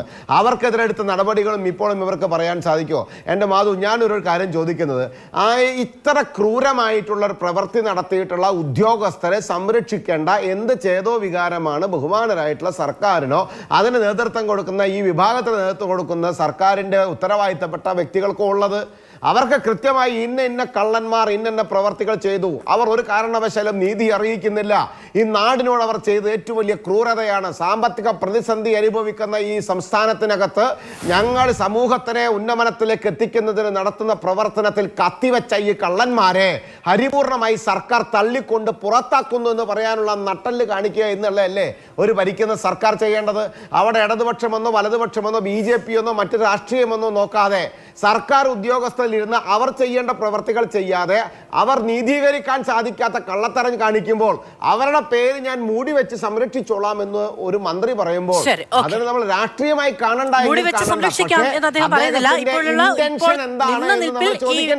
ശരി, ഈ പട്ടിക പുറത്തുവിടാൻ കഴിയില്ല, അന്വേഷണം കഴിയട്ടെ എന്നുള്ളതാണ് ധനമന്ത്രിയുടെ ഒരു നിലപാട് എന്ന് പറയുന്നത്. പക്ഷേ ശ്രീ വി കെ സനോജ് നോക്കൂ, അങ്ങനെയാണെങ്കിൽ ഇമ്മീഡിയറ്റ് ചെയ്യേണ്ട കാര്യം അതാണ്. ശ്രീ വി കെ സനോജ് നോക്കൂ, 1458 പേർക്ക് സർക്കാർ നോട്ടീസ് നൽകിയിട്ടുണ്ടോ? അവരുടെ അക്കൗണ്ട്, അതായത് ഈ പെൻഷനും ശമ്പളവും ഒരുമിച്ച് വീഴുന്ന അക്കൗണ്ട് ഫ്രീസ് ചെയ്തിട്ടുണ്ടോ? അല്ലെങ്കിൽ ഈ അക്കൗണ്ടുമായി ബന്ധപ്പെട്ട് ബാങ്കിലേക്ക് എന്തെങ്കിലും തരത്തിലുള്ള ഒരു ഇന്റിമേഷൻ നൽകിയിട്ടുണ്ടോ? ഈ അക്കൗണ്ടിലേക്ക് അനധികൃതമായി പണം വന്നിട്ടുണ്ട്, അതുമായി ബന്ധപ്പെട്ട കാരണം ബോധിപ്പിക്കണമെന്ന് ഒരു നോട്ടീസ് നൽകുകയോ മറ്റ് നിർദ്ദേശങ്ങൾ നൽകുകയോ ചെയ്തിട്ടുണ്ടോ? എന്താണ് സർക്കാർ അടിയന്തരമായി സ്വീകരിച്ചിരിക്കുന്ന നിലപാട് ഈ പറയുന്ന തദ്ദേശ സ്ഥാപനങ്ങളിലേക്ക് ലിസ്റ്റ് ഫോർവേഡ് ചെയ്യുക എന്നതിനപ്പുറത്ത്? ഈ 1458 പേരെയും സർക്കാർ രക്ഷപ്പെടുത്താൻ വേണ്ടി ശ്രമിക്കുന്നു എന്നാണോ നിങ്ങളെല്ലാം കൂടി ഇവിടെ പറഞ്ഞ് സമർത്ഥിക്കാൻ വേണ്ടി നോക്കുന്നത്? ഒരാൾ രക്ഷപ്പെടാൻ വിടുന്ന പ്രശ്നമില്ല. ഈ 1458 പേരും തെറ്റ് ചെയ്തിട്ടുള്ള ആളുകൾ ഒരു കാരണവശാലും രക്ഷപ്പെടാൻ വേണ്ടി പോകുന്നില്ല. അവരുടെ പേരിൽ വളരെ കൃത്യമായ വകുപ്പുതല അന്വേഷണം, അതിനെ തുടർന്ന് മറ്റ് നിയമപരമായ നടപടിക്രമങ്ങളിലേക്കും പോകും എന്ന് സംസ്ഥാന ഗവൺമെന്റ് ഭാഗമായി ഇന്ന് ഉന്നതതല യോഗം ചേർന്ന് തീരുമാനമെടുത്തിട്ടുണ്ട്. ആ തീരുമാനങ്ങൾ നടപ്പാക്കില്ല എന്ന് നിങ്ങളൊരു മുൻധാരണയോടുകൂടി പ്രചരിപ്പിക്കുകയും പ്രഖ്യാപിക്കുകയും ചെയ്യേണ്ട കാര്യമില്ല. ഇവിടെ പ്രതിപക്ഷവും BJPക്കും കൃത്യമായ ഒരു രാഷ്ട്രീയ അജണ്ടയുണ്ട്. എന്താ അജണ്ട? ഇവിടെ പ്രശ്നമെന്ന് വെച്ചാൽ ഈ ക്ഷേമ പെൻഷൻ, സർക്കാർ ജനങ്ങൾക്ക് വേണ്ടി ചെയ്യുന്ന ഈ ക്ഷേമ പ്രവർത്തനങ്ങൾ, ഇത് ജനങ്ങൾക്കിടയിൽ ഇടതുപക്ഷ ഗവൺമെന്റിന് തുടർഭരണം ഉണ്ടാവാനും ഇടതുപക്ഷത്തിൽ ഒരു വിശ്വാസം ഉണ്ടാവാനും ഇടതുപക്ഷം പറയുന്ന കാര്യങ്ങൾ ചെയ്യുന്നവരാണ് എന്നൊരു തോന്നൽ ഉണ്ടാവുകയും ചെയ്ത അനുഭവം ഇവിടെ ഉണ്ടായി. അപ്പൊ എന്ത് വില കൊടുത്തും ക്ഷേമ പ്രവർത്തനങ്ങൾ തടസ്സപ്പെടുത്തുക എന്നുള്ളതാണ് പ്രതിപക്ഷത്തിന്റെയും BJPയുടെയും അജണ്ട. അത് നമ്മൾ കണ്ടല്ലോ. കേരളത്തിന് അർഹമായ നികുതി വിഹിതം ഉൾപ്പെടെയുള്ള 10,75,000 കോടി തടഞ്ഞു വെക്കപ്പെട്ട സന്ദർഭത്തിൽ കേരളത്തിൽ ഇടതുപക്ഷം ഗവൺമെന്റ് മുൻകൈയെടുത്തുകൊണ്ട് യോഗം വിളിച്ചു, പ്രതിപക്ഷ നേതാവിന്റെയും ഉപനേതാവിന്റെയും യോഗം വിളിച്ചു. ആ യോഗത്തിൽ വെച്ച് പ്രതിപക്ഷ നേതാവും VD സതീശനും കുഞ്ഞാലിക്കുട്ടിയും പറഞ്ഞു, മുഖ്യമന്ത്രിയോട് നിങ്ങൾ പറയുന്നത് ശരിയാണ്, ഇത് ഗൗരവമായ പ്രശ്നമാണ്, കേരളത്തിന്റെ പെൻഷൻ ഉൾപ്പെടെ മുടങ്ങുന്ന രൂപത്തിൽ കേന്ദ്രം സാമ്പത്തികമായ ഉപരോധം ഏർപ്പെടുത്തിയിട്ടുണ്ട്, ഞങ്ങൾക്ക് ബോധ്യപ്പെട്ടിട്ടുണ്ട്, ഞങ്ങളൊന്ന് ആലോചിച്ച് മറുപടി പറയാം എന്ന് പറഞ്ഞിട്ട് ആ യോഗത്തിൽ നിന്ന് ഇറങ്ങിപ്പോയ ആൾ പിന്നീട് എന്താ നിലപാട് സ്വീകരിച്ചത്? BJP കൂടെ ചേർന്നു, എന്നിട്ട് വ്യാപകമായ പ്രചരണം സംഘടിപ്പിച്ചു. അപ്പൊ അവർക്കൊരു ലക്ഷ്യമുണ്ട്, കേരളത്തിലെ മുടങ്ങണം, കേരളത്തിലെ റോഡ് വികസനം അട്ടിമറിക്കണം, കേരളത്തിലെ ഒരു വികസനവും നടക്കാൻ പാടില്ല, പെൻഷൻ മുഴുവൻ തട്ടിപ്പാക്കി സ്ഥാപിക്കണം. അത് അവരുടെ രാഷ്ട്രീയമായ ലക്ഷ്യമാണ്. ആ ഗൂഢലക്ഷ്യത്തിന് മുന്നിൽ കേരളം കീഴ്പ്പെടും പ്രശ്നമില്ല. അങ്ങനെയൊന്നും ഇതിനെ തകർക്കാൻ വേണ്ടി കഴിയില്ല. ഇവിടെ 1458 എന്ന് പറഞ്ഞാൽ 62 ലക്ഷം പേർ വാങ്ങുന്ന പെൻഷനിൽ നടന്ന ക്രമക്കേടാണ്. ഒന്നാണെങ്കിൽ പോലും ഗൗരവമായ തന്നെയാണ്. അതിനകത്ത് ഗവൺമെന്റ് കാര്യങ്ങൾ കണ്ടെത്തുന്നു, ഇടപെടും എന്ന് പറയുന്നു. 62 ലക്ഷം പേരിൽ 1458 പേർ മാത്രമല്ല, അങ്ങ് ചെറുതാക്കി കാണിക്കരുത്. 1458 സർക്കാർ ജീവനക്കാർ എന്നുള്ളതാണ്. മറ്റ് അനർഹരടക്കമുണ്ട് എന്ന കാര്യത്തിൽ സർക്കാരിനോ മുഖ്യമന്ത്രിക്കോ ധനമന്ത്രിക്കോ അതിൽ അവിശ്വാസമില്ല. അതുകൊണ്ടാണ് അത് പരിശോധിക്കാനുള്ള വലിയ വിപുലമായ ലിസ്റ്റ് കൊടുക്കുകയും ചെയ്യുന്നത്. ഈ ക്ഷേമ പെൻഷൻ സംവിധാനം ആകെ തട്ടിപ്പ് എന്ന നില പ്രതിപക്ഷമോ കോൺഗ്രസോ BJPയോ സ്വീകരിച്ചതായി എനിക്ക് അറിവുള്ളതല്ല. അങ്ങനെ ഒരു ബോധ്യം സർക്കാരിനുണ്ട് എങ്കിൽ അങ്ങേക്ക് പറയാവുന്നതാണ്. പക്ഷേ അങ്ങ് തന്നെയാണ് പറയുന്നത് സർക്കാർ കണ്ടെത്തിയതാണ് എന്നുള്ളത്. അപ്പോ ഈ തട്ടിപ്പുണ്ട് എങ്കിൽ, അത് സർക്കാർ കണ്ടെത്തിയിട്ടുണ്ട് എങ്കിൽ അത് ഉന്നയിക്കപ്പെടില്ലേ? കേരളത്തിൽ ഇന്ന് കൊടുക്കുന്ന ക്ഷേമ പെൻഷൻ അട്ടിമറിക്കണമെന്ന് ആഗ്രഹമുള്ളവരാണ് കോൺഗ്രസും BJPയും. അതുകൊണ്ടാണ് 75,000 കോടി രൂപ ക്ഷേമ പെൻഷൻ ഉൾപ്പെടെ കൊടുക്കേണ്ട പണം കേന്ദ്ര ഗവൺമെന്റ് തടഞ്ഞു വെച്ചപ്പോ ഡൽഹിയിൽ പോയി മുഖ്യമന്ത്രി സമരം നടത്തി, ഇടതുപക്ഷം സമരം നടത്തി. ആ സമരത്തിൽ കേരളത്തിലെ കോൺഗ്രസിന്റെ MPമാരോ കോൺഗ്രസ് നേതൃത്വമോ പങ്കെടുത്തില്ല. പക്ഷേ കർണാടകയിലെ കോൺഗ്രസിന്റെ ഉപമുഖ്യമന്ത്രി DK ശിവകുമാർ പറഞ്ഞു കേരളം നടത്തുന്ന സമരം ശരിയാണ് എന്ന്. പഞ്ചാബിന്റെ മുഖ്യമന്ത്രി പറഞ്ഞു. നമുക്ക് ശ്രീ ഉല്ലാസ് ബാബുവിനോട് അത് ചോദിക്കാം. ശ്രീ VK സനോജ്, ശ്രീ ഉല്ലാസ് ബാബുവിനോട് അത് ചോദിക്കാം.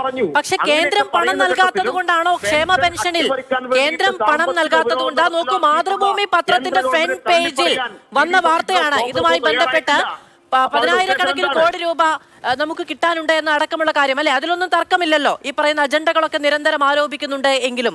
അപ്പോ ഒരൊറ്റ നിമിഷം ശ്രീ VK സനോജ്, ശരി, പക്ഷേ അതുകൊണ്ടോ ആ പണം തടഞ്ഞു വെച്ചത് കൊണ്ടോ കേന്ദ്രം കണ്ണുരുട്ടുന്നത് കൊണ്ടോ കൈ പോയിട്ട് വിരൽ പോലും അനക്കാൻ കഴിയാത്ത, ഞാൻ കോട്ട് ചെയ്താണ് പറയുന്നത്, ധനമന്ത്രിയുടെ വാക്കുകളാണത്, കൈ പോയിട്ട് വിരൽ പോലും അനക്കാൻ കഴിയാത്ത സാഹചര്യത്തിൽ നമ്മളെ സാമ്പത്തിക പ്രതിസന്ധിയിലേക്ക് തള്ളിവിട്ടത് കൊണ്ടോ ആണോ ക്ഷേമ പെൻഷൻ പട്ടികയിൽ അനധികൃതർ കടന്നുകൂടിയത്? അതോ കെടുകാര്യസ്ഥത കൊണ്ടാണോ? ഞാൻ പറഞ്ഞത് ആ കെടുകാര്യസ്ഥതയെ ഒരു കാരണവശാലും ന്യായീകരിക്കുന്നില്ല. ആ കെടുകാര്യസ്ഥതയെ മുൻനിർത്തിയിട്ട് ഇത്ര ലക്ഷം ആളുകൾക്ക് ക്ഷേമ പെൻഷൻ കൊടുക്കുന്ന, ഇതുമായി ബന്ധപ്പെട്ട് 2,500 രൂപ പെൻഷൻ കൊടുക്കണമെന്ന് പ്രഖ്യാപിച്ച ഒരു ഗവൺമെന്റിനെ വേട്ടയാടാൻ വേണ്ടിയിട്ട് പ്രതിപക്ഷം ഈ ഇത്തരത്തിൽ നടത്തുന്ന പ്രചരണത്തെ തുറന്നു കാണിക്കാനാണ് ഞാൻ പറഞ്ഞത്. അല്ല, അങ്ങ് ആ പ്രചരണത്തെ തുറന്നു കാണിച്ചോളൂ. പക്ഷേ ഇതാ നോക്കൂ, അത് നിങ്ങളുടെ രാഷ്ട്രീയ ഉത്തരവാദിത്വവുമാണ് ശ്രീ VK സനോജ്. എന്റെ ചോദ്യം വളരെ സിമ്പിൾ ആണ്. ശ്രീ VK സനോജ് നോക്കൂ, ശ്രീ VK സനോജ് നോക്കൂ, നിങ്ങളുടെ രാഷ്ട്രീയ എതിരാളികളാണ് കോൺഗ്രസും BJPയും. നിങ്ങളുടെ രാഷ്ട്രീയ എതിരാളികളാണ്. ഞങ്ങൾ എന്ത് ചോദ്യം ചെയ്യണം എന്നുള്ളത് അവിടെ നിൽക്കട്ടെ. ശ്രീ VK സനോജ് നോക്കൂ, Shri VK Sanoj, പ്രസ്ഥാനമല്ല CPIM. Shri VK Sanoj, Shri VK Sanoj ഈ ക്രമക്കേടുമായി ഒരു തരത്തിലും യോജിച്ചു പോവില്ല. ശ്രീ VK സനോജ്, സ്വീകരിക്കും. ശ്രീ VK സനോജ്, ശ്രീ VK സനോജ്, ഇങ്ങനെ ഒരു സംവിധാനത്തിൽ പിഴവുകൾ ഉണ്ട് എന്ന് നിങ്ങളുടെ രാഷ്ട്രീയ എതിരാളികളാണല്ലോ കോൺഗ്രസും BJPയും. ഇങ്ങനെ ഒരു സംവിധാനത്തിൽ പിഴവുകളുണ്ട്, അത് നമ്മൾ കാണുന്നത് പോലെയല്ല, അതൊരു വലിയ പിഴവ് തന്നെയാണ്, വലിയ നമ്പറിൽ ആ പിഴവുണ്ട് എന്നത് സർക്കാർ കണക്കുകൾ അടക്കം പുറത്തേക്ക് വിടുമ്പോൾ കോൺഗ്രസും BJPയും മിണ്ടാതെ ഇരിക്കണോ? അവർക്കെന്താ രാഷ്ട്രീയമായി ആരോപണങ്ങൾ ഉന്നയിക്കില്ലേ? നിങ്ങളാണെങ്കിൽ ചെയ്യില്ലേ? നിങ്ങൾ പ്രതിപക്ഷത്തായിരുന്നെങ്കിൽ സംവിധാനം ഈ കോൺഗ്രസ് സർക്കാർ തന്നെ പുറത്തു കൊണ്ടുവന്ന കണക്കാണല്ലോ, അതുകൊണ്ട് മിണ്ടാതെ ഇരിക്കാമെന്ന് വിചാരിക്കുമോ? മിണ്ടാതിരിക്കണം ഞങ്ങൾ പറഞ്ഞിട്ടില്ല ബാബു. പ്രതിപക്ഷം ഉന്നയിക്കുന്ന ആരോപണത്തെ തുറന്നു കാണിക്കാൻ അവരുടെ താല്പര്യമാണ് ഞാൻ ചോദ്യം ചെയ്തത്. പ്രതിപക്ഷം ഇപ്പൊ പറഞ്ഞ് പ്രചരിപ്പിക്കാൻ വേണ്ടി ശ്രമിക്കുന്നത് കേരളത്തിലെ പെൻഷനെല്ലാം കേരളത്തിലെ ഈ പെൻഷൻ എല്ലാം വലിയ ക്രമക്കേടിലേക്ക് പോകുന്നു. അത് നമുക്ക് ചോദിക്കാം രണ്ടുപേരോടും നമുക്കത് സംബന്ധിച്ച് ചോദിക്കാം. ശ്രീ VK സനോജ്, ഞാൻ വരാം. അങ്ങനെ ഗവൺമെന്റിനെയാണ് താറടിക്കുന്നത് എന്ന് ജനങ്ങൾ ചർച്ചയുണ്ട്. ശരി, ഡോക്ടർ ജിൻഡോ ജോൺ നോക്കുക, തെരഞ്ഞെടുപ്പ് വർഷമാണ് വരാൻ പോകുന്നത്. തദ്ദേശ തെരഞ്ഞെടുപ്പ് വരാൻ പോകുന്നു, ശേഷം നിയമസഭാ തെരഞ്ഞെടുപ്പ് വരാൻ പോകുന്നു. ഈ പെൻഷൻ സ്കീം അപ്പാടെ ഞാൻ പറഞ്ഞോട്ടെ, പറയൂ. ഈ ചർച്ച ജനങ്ങൾ കേൾക്കുന്നുണ്ടല്ലോ, അപ്പൊ ജനങ്ങൾ മനസ്സിലാക്കുന്നുണ്ട് ഈ പെൻഷൻ തന്നെ അട്ടിമറിക്കാൻ വേണ്ടി BJP ഗവൺമെന്റ് ഇടപെടുന്നു. അപ്പൊ BJP ഗവൺമെന്റ് കേരളത്തോട് സാമ്പത്തിക ഉപരോധം ഏർപ്പെടുത്തുന്നു. 1,600 രൂപ പെൻഷൻ മുടങ്ങുന്ന അവസ്ഥയിലേക്ക് കാര്യങ്ങൾ പോകുന്നു. അപ്പൊ സംസ്ഥാന ഗവൺമെന്റ് സുപ്രീം കോടതിയിൽ പോകുന്നു, ഡൽഹിയിൽ പോയി നേരിട്ട് സമരം നടത്തുന്നു. ആ സമരത്തോടും കോടതിയിലെടുത്ത നിലപാടോടൊക്കെ കോൺഗ്രസിന്റെ നിലപാട് എന്തായിരുന്നു എന്ന് ഈ അവസരത്തിൽ ഞാൻ ഓർമ്മിപ്പിക്കുകയാണ് ജനങ്ങളോട്. അത് നിങ്ങൾ തടസ്സപ്പെടുത്തണ്ട. അതുകൊണ്ട് പെൻഷന്റെ കാര്യത്തിനകത്ത് വിട്ടുവീഴ്ചയില്ലാത്ത നിലപാട് ഗവൺമെന്റ് സ്വീകരിക്കുന്നു. കേരളത്തിലെ ജനങ്ങൾക്ക് വേണ്ടിയാ സമരം നടത്താൻ ഡൽഹിയിൽ പോയത്. അതാ ഞാൻ പറഞ്ഞത്. DK ശിവകുമാർ പറഞ്ഞു, ഇവരുടെ നേതാവല്ലേ, കേരളം നടത്തുന്ന സമരം ശരിയാണ് എന്ന് പറഞ്ഞു. പോയിക്കോട്ടെ ശ്രീ VK സനോജ്.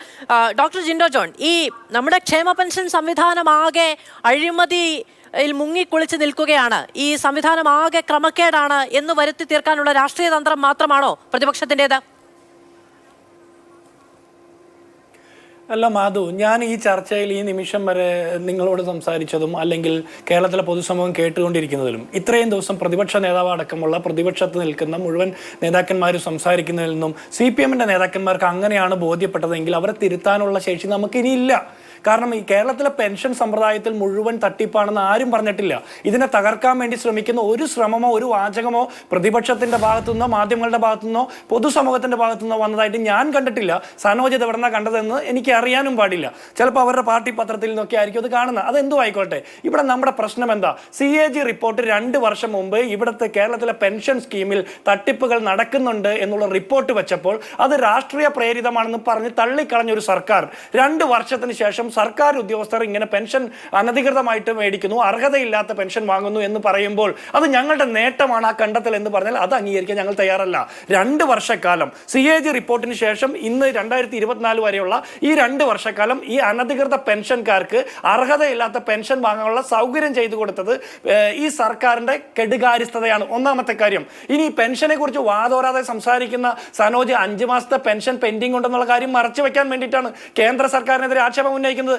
കേന്ദ്ര സർക്കാർ കേരളത്തോട് കാണിക്കുന്ന സാമ്പത്തിക ഉപരോധത്തിൽ ഞങ്ങൾക്ക് കേന്ദ്ര സർക്കാരിനോട് കൃത്യമായിട്ടുള്ള എതിർപ്പുണ്ട്. അത് ഞങ്ങൾ രാഷ്ട്രീയമായിട്ട് രേഖപ്പെടുത്തിയിട്ടുണ്ട്. പക്ഷേ ഈ CPM നേതാക്കന്മാരോടൊപ്പം ഒന്നിച്ച് ഞങ്ങൾ ഡൽഹിയിൽ പോയി സമരം ചെയ്യാത്തതിന് ഞങ്ങൾക്ക് രാഷ്ട്രീയമായിട്ടുള്ള കാരണങ്ങളുണ്ടെന്നേ.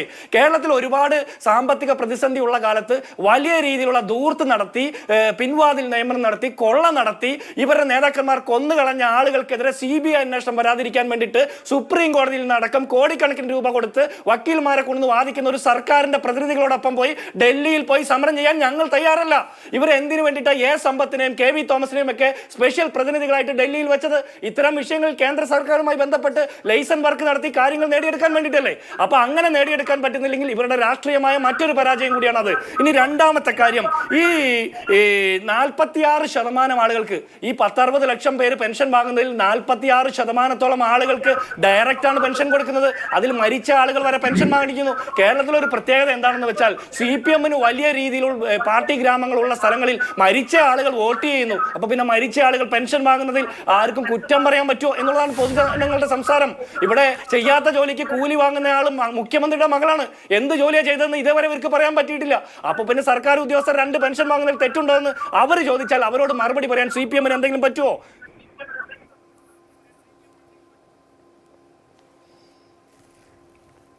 അങ്ങ് പറഞ്ഞത് പൂർത്തിയാക്കിയതാണോ? ചെറിയൊരു സാങ്കേതിക പ്രശ്നം വന്നതുകൊണ്ട് എനിക്ക് ശരി, ഓക്കെ. ഞാൻ അങ്ങയിലേക്ക് വരാം. ശ്രീ ഉല്ലാസ് ബാബു, അതിനു മുമ്പ് ഡോക്ടർ ജിൻഡോ ജോൺ ഉന്നയിച്ച ഒരു കാര്യത്തിൽ ഞാൻ ശ്രീ VK സനോജിനോട് ഒരു പ്രതികരണം തേടിക്കോട്ടെ.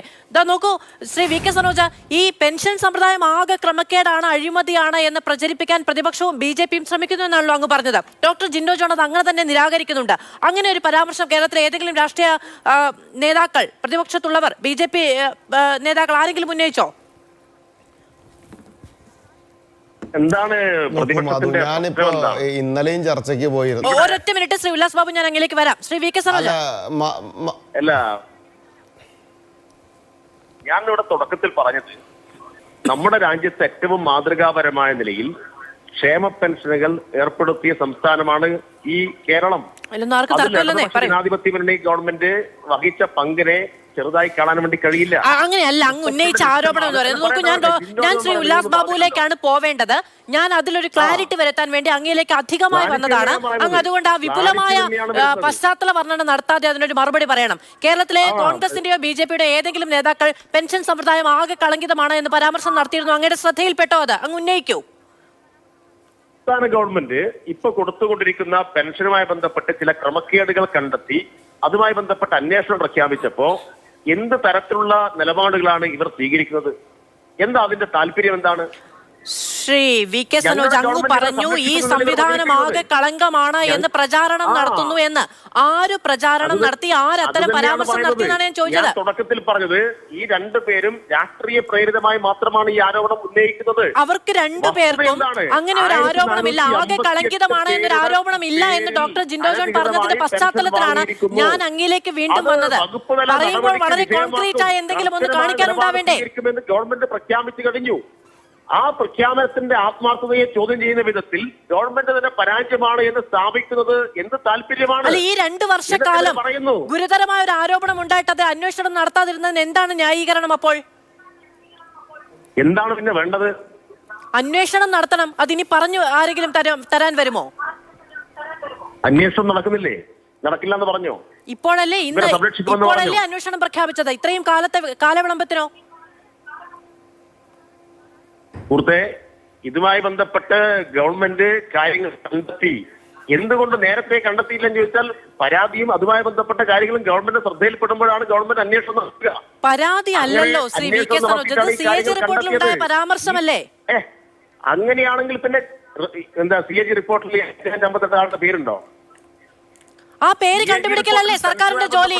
ഇതെല്ലാം കൂടി 8ആയി മടക്കി സർക്കാരിന്റെ കയ്യിൽ കൊടുക്കണമോ? പിന്നെ എല്ലാവരും നിങ്ങൾ എന്താണ് ഈ പറയുന്നത്? CAG റിപ്പോർട്ടിൽ പലതരത്തിലുള്ള സർക്കാരുമായി ബന്ധപ്പെട്ട പലതരത്തിലുള്ള ക്രമക്കേടുകൾ സംബന്ധിച്ചും അതുമായി ബന്ധപ്പെട്ട പല കാര്യങ്ങളിലും അവർ ഒബ്ജക്ഷൻ എഴുതി വെക്കുന്നുണ്ട്. അതിനെ തുടർന്ന് പലതരത്തിലുള്ള പരിശോധനകൾ പല ഡിപ്പാർട്ട്മെന്റുകളും നടത്തുന്നുണ്ട്. ഇവിടെ 1958 ആളുടെ പേര് കിട്ടിയിട്ടിരുന്ന നടപടിയൊന്നും വേണ്ട. ഈ ഫയൽ പൂഴ്ത്തിവെച്ചോ സർക്കാർ പൂഴ്ത്തിവെച്ചോ? സർക്കാർ ഇതിനകത്ത് കൃത്യമായ നടപടികൾ സ്വീകരിച്ചില്ലേ? കൃത്യമായ കാര്യങ്ങൾ മുന്നോട്ട് പോകുന്നില്ലേ? ഈ കൃത്യമായ എന്നൊരു വാക്കുള്ളത് കൊണ്ട് സർക്കാരുമായി ബന്ധപ്പെട്ട എല്ലാ കാര്യങ്ങളും വിശദീകരിക്കാൻ പ്രതിനിധികൾക്ക് ഭയങ്കര എളുപ്പമാണ്. അത് കാലങ്ങളായി കേട്ടുകൊണ്ടിരിക്കുകയാണ്. ഈ പറയുന്ന രണ്ട് സോഫ്റ്റ്വെയറുകൾ താരതമ്യം ചെയ്തു എന്നതിനപ്പുറത്തേക്ക് എന്തെങ്കിലും ഒന്ന് നടന്നതായ ഒരു അവകാശവാദമുണ്ടോ? അതൊക്കെ അവിടെ നിൽക്കട്ടെ. ഞാൻ അങ്ങോട്ട് വളരെ കാര്യമായി ചോദിച്ച ഒരു കാര്യം, അങ്ങ് നേരത്തെ ഈ പറയുന്ന സംവിധാനം ആകെ കളങ്കിതമാണെന്ന ആരോപണം ഉന്നയിക്കുന്നു പ്രതിപക്ഷം എന്ന് പറഞ്ഞതുകൊണ്ട്, അത് പ്രതിപക്ഷം നിരാകരിച്ചതുകൊണ്ട് അങ്ങേക്ക് എന്തെങ്കിലും കോൺക്രീറ്റ് ആയി മുന്നോട്ട് വെക്കാനുണ്ടോ എന്നുള്ളൊരു സംശയത്തിന്റെ പേരിൽ വന്നതാണ്. അങ്ങയുടെ ഊഴമല്ലാതിരുന്നിട്ട് കൂടി ശ്രീ വി കെ സനോജ. ശ്രീ ഉല്ലാസ് ബാബു, നിങ്ങൾക്ക് അങ്ങനെ ഒരു അഭിപ്രായമുണ്ടോ? ഈ സംവിധാനം ആകെ, ക്ഷേമ പെൻഷൻ കൊടുക്കുന്ന സംവിധാനം ആകെ കളങ്കിതമാണ് എന്ന് വരുത്തി തീർക്കാനുള്ള ഒരു ശ്രമം നിങ്ങളുടെ ഭാഗത്ത് നിന്നുണ്ടായിട്ടുണ്ടോ? ഒരിക്കലുമില്ല. അത് നമ്മൾ ഈ ചർച്ചയിൽ തുടക്കം മുതലും അതുപോലെ തന്നെ ഇന്നലെയും ഒക്കെ ഞാൻ ചർച്ചയിൽ പങ്കെടുത്ത ആളാണ്. ഞാൻ അവിടെ പറഞ്ഞത്, ഉപജീവനത്തിൻ്റെ താഴെ നിൽക്കുന്ന പ്രതിസന്ധിയിലും പ്രയാസത്തിലും നിൽക്കുന്ന ആളുകൾക്ക് ഒരു സർക്കാർ കൊടുക്കുന്ന ഒരു ആശ്വാസത്തിൽ കൈയിട്ട് വാരുന്ന വ്യക്തികളെ സംരക്ഷിക്കേണ്ട ബാധ്യത സർക്കാരിനില്ല എന്നും അവരെ അടിയന്തരമായിട്ട് വിവിധ വകുപ്പുകൾ ചേർത്തിക്കൊണ്ട് അവരെ പുറത്താക്കാനുള്ള ധൃതി സർക്കാർ കാണിക്കണം. അങ്ങനെയാണ് സർക്കാർ ഈ സമൂഹത്തിനോട് നീതി കാണിക്കേണ്ടത് എന്ന് വിശ്വസിക്കുന്നു എന്നുള്ളതാണ് ഞാൻ പറയുന്നത്. ഇവിടെ രാഷ്ട്രീയമാണ് ഞാൻ പറയുന്നത് എന്ന് സനോജിന് തോന്നുന്നുവെങ്കിൽ അത് സനോജിനകത്ത് ഇതിൻ്റെ പുറകിൽ രാഷ്ട്രീയമുണ്ട് എന്നുള്ള തോന്നൽ നാളെ മറ്റുള്ളവർ കണ്ടെത്തുമോ എന്ന ഭയമാണ്. ഞാൻ ചോദിക്കോട്ടെ, ഈ സർക്കാർ ഉദ്യോഗസ്ഥരെ ഭരിക്കുന്നത് ആരാ? കാലാകാലമായി മാറി വരുന്ന സർക്കാരുകളല്ലേ? ഈ കാലാകാലമായി മാറി വരുന്ന സർക്കാരുകളുടെ കൺട്രോളിൽ നിൽക്കുന്ന, അതത് മന്ത്രിമാരുടെ കൺട്രോളിൽ നിൽക്കുന്ന, ഉന്നത ഉദ്യോഗസ്ഥരുടെ കീഴിൽ നിൽക്കുന്ന ആളുകൾ ഇതുപോലെയുള്ള കൃത്രിമം നടത്തുമ്പോൾ സ്വാഭാവികമായിട്ട് അത് കണ്ടെത്തുകയും കണ്ടെത്തിയവർക്കെതിരെ നടപടിയെടുക്കുകയും ചെയ്യുക എന്ന് പറയപ്പെടുന്നതിൽ രാഷ്ട്രീയമുണ്ട് എന്ന് ഞാൻ വിശ്വസിക്കുന്നില്ല. പക്ഷേ അത് ചെയ്യേണ്ട സമയത്ത് ചെയ്യേണ്ട രീതിയിൽ ചെയ്യാതിരിക്കുകയും അത് മറച്ചു വെക്കുകയും ചെയ്യുമ്പോൾ, അതിനെ സാമാന്യവൽക്കരിക്കുകയും ചെയ്യുമ്പോൾ അതിന്റെ മുന്നിൽ ഇവർക്ക് എന്ത് പ്രവർത്തിക്കാൻ കഴിയില്ല എന്നുള്ളതൊക്കെ സകല വിമർശനങ്ങളും ഉന്നയിക്കുമ്പോഴും സകല ചോദ്യങ്ങളെയും ക്രോഡീകരിച്ച് ചോദിക്കുകയും ചെയ്യുകയും ചെയ്യുമ്പോഴും നമുക്ക് എല്ലാവർക്കും അറിയാവുന്ന ഒരു വ്യക്തി പെരുമാറുന്നത് പോലെ, ഒരു സ്വകാര്യ സ്ഥാപനം പെരുമാറുന്നത് പോലെ സർക്കാർ ചെയ്യാൻ കഴിയില്ല. അതിനൊരു കൂട്ടുത്തരവാദിത്തമുണ്ട്. ഉത്തരവാദിത്ത ബോധത്തോടെ മാത്രമേ പ്രവർത്തിക്കാൻ കഴിയുള്ളൂ. ഇതിപ്പോ നോക്കൂ, 1458 പേരുടെ പേരുകൾ പ്രാഥമികമായി തിരിച്ചറിഞ്ഞ് അത് പുറത്തുവിടുകയാണെന്ന് വിചാരിക്കുക. അതിൽ ഈ പറയുന്ന കുറ്റകൃത്യത്തിൽ ഭാഗഭാക്കായിട്ടില്ലാത്ത ഒരാൾ പെട്ടു എന്ന് വിചാരിക്കുക. നോക്കൂ, കേരളത്തിലെ മുഴുവൻ മനുഷ്യരും, മനുഷ്യവികാരമുള്ള മുഴുവൻ മനുഷ്യരും അയ്യേ എന്ന് മൂക്കത്ത് വിരൽ വെക്കുന്ന, കണ്ടാൽ കൂവുന്ന ഒരു ഇടപാടാണ് ഇത്, അല്ലെ? അപ്പോൾ അദ്ദേഹത്തിന് മാനഹാനി ഉണ്ടായി, എന്തെങ്കിലും തരത്തിലുള്ള പ്രശ്നം ഉണ്ടാവുകയാണെങ്കിൽ, അദ്ദേഹത്തിന്റെ ഭാഗത്ത് നിന്ന് വളരെ മോശം റിയാക്ഷൻ ഉണ്ടാവുകയാണെങ്കിൽ, നമ്മൾ ADM-ന്റെ ഒക്കെ കാര്യം കണ്ടല്ലോ. അപ്പോൾ അങ്ങനെ ഉണ്ടായിട്ടുണ്ടെങ്കിൽ നമ്മൾ എല്ലാവരും എന്ത് ചെയ്യും? സ്വാഭാവികമായും സർക്കാർ കൃത്യമായ പരിശോധന നടത്തിയില്ല എന്ന് പറയില്ലേ? അപ്പോൾ അതിലൊരു നിയമോപദേശം, കൃത്യമായ രാഷ്ട്രീയ ഉപദേശം, കൃത്യമായ കാഴ്ചപ്പാടോടുകൂടിയല്ലേ സർക്കാരിനെതിരെ പ്രവർത്തിക്കാൻ കഴിയുകയുള്ളൂ? ഞാനൊരു കാര്യം ചോദിച്ചോട്ടെ മാധു, ഞാനത് ഒരു വ്യക്തി എന്ന രാഷ്ട്രീയം വിടൂ, വ്യക്തി എന്ന രീതിയിൽ മാധുവിനൊരു സുഹൃത്ത് എന്ന രീതിയിൽ ഒരു ചോദ്യം ചോദിക്കുകയാണ്. സർക്കാരിൻ്റെ ഏറ്റവും വലിയ, പ്രത്യേകിച്ച് സർക്കാരിൻ്റെ സാമ്പത്തിക വിഷയങ്ങളെക്കുറിച്ച് പറഞ്ഞു. അങ്ങനെ നിൽക്കുന്ന സമയത്ത് സാധാരണക്കാർക്ക് ഇനിയിപ്പോൾ പെൻഡിങ് ഉണ്ട് എങ്കിലും അവർക്ക് കൊടുക്കുന്ന പൈസയിൽ അർഹരല്ലാത്ത ആളുകൾ മനഃപൂർവ്വം ഇൻറ്റൻഷനലി അറിഞ്ഞുകൊണ്ട് തന്നെ ഈ ക്രൂരത ചെയ്യുമ്പോൾ അതിൽ ഇത്ര ആളുകളുണ്ട് എന്ന് അറിയപ്പെടുന്ന സമയത്ത് ഇമ്മീഡിയറ്റ് 48 മണിക്കൂറിനകത്ത് അവർക്ക് നോട്ടീസ് കൊടുക്കുക, തൽക്കാലം അവരെ സർവീസിൽ നിന്ന് മാറ്റി നിർത്തി മറ്റ് നിയമ നടപടികൾ നേരിട്ടതിന് ശേഷം പരിപൂർണ അന്വേഷണം നടത്തിയതിനു ശേഷം അവർ തിരികെ ഈ ജോലിയിൽ പ്രവേശിച്ചാൽ മതി എന്ന് പറയപ്പെടുന്ന ഒരു ഇമ്മീഡിയറ്റ് ആക്ഷൻ എടുക്കാൻ കഴിവും പ്രാപ്തിയും ഉണ്ടാകേണ്ട ഒരു സർക്കാർ ഉണ്ടാകണമെന്നല്ലേ ഞാനും മാധുവും ആഗ്രഹിക്കുന്നത്. അവിടെ എന്തുകൊണ്ടാണ് അതിൽ നിന്ന് മറയ്ക്കപ്പെടുന്നത്?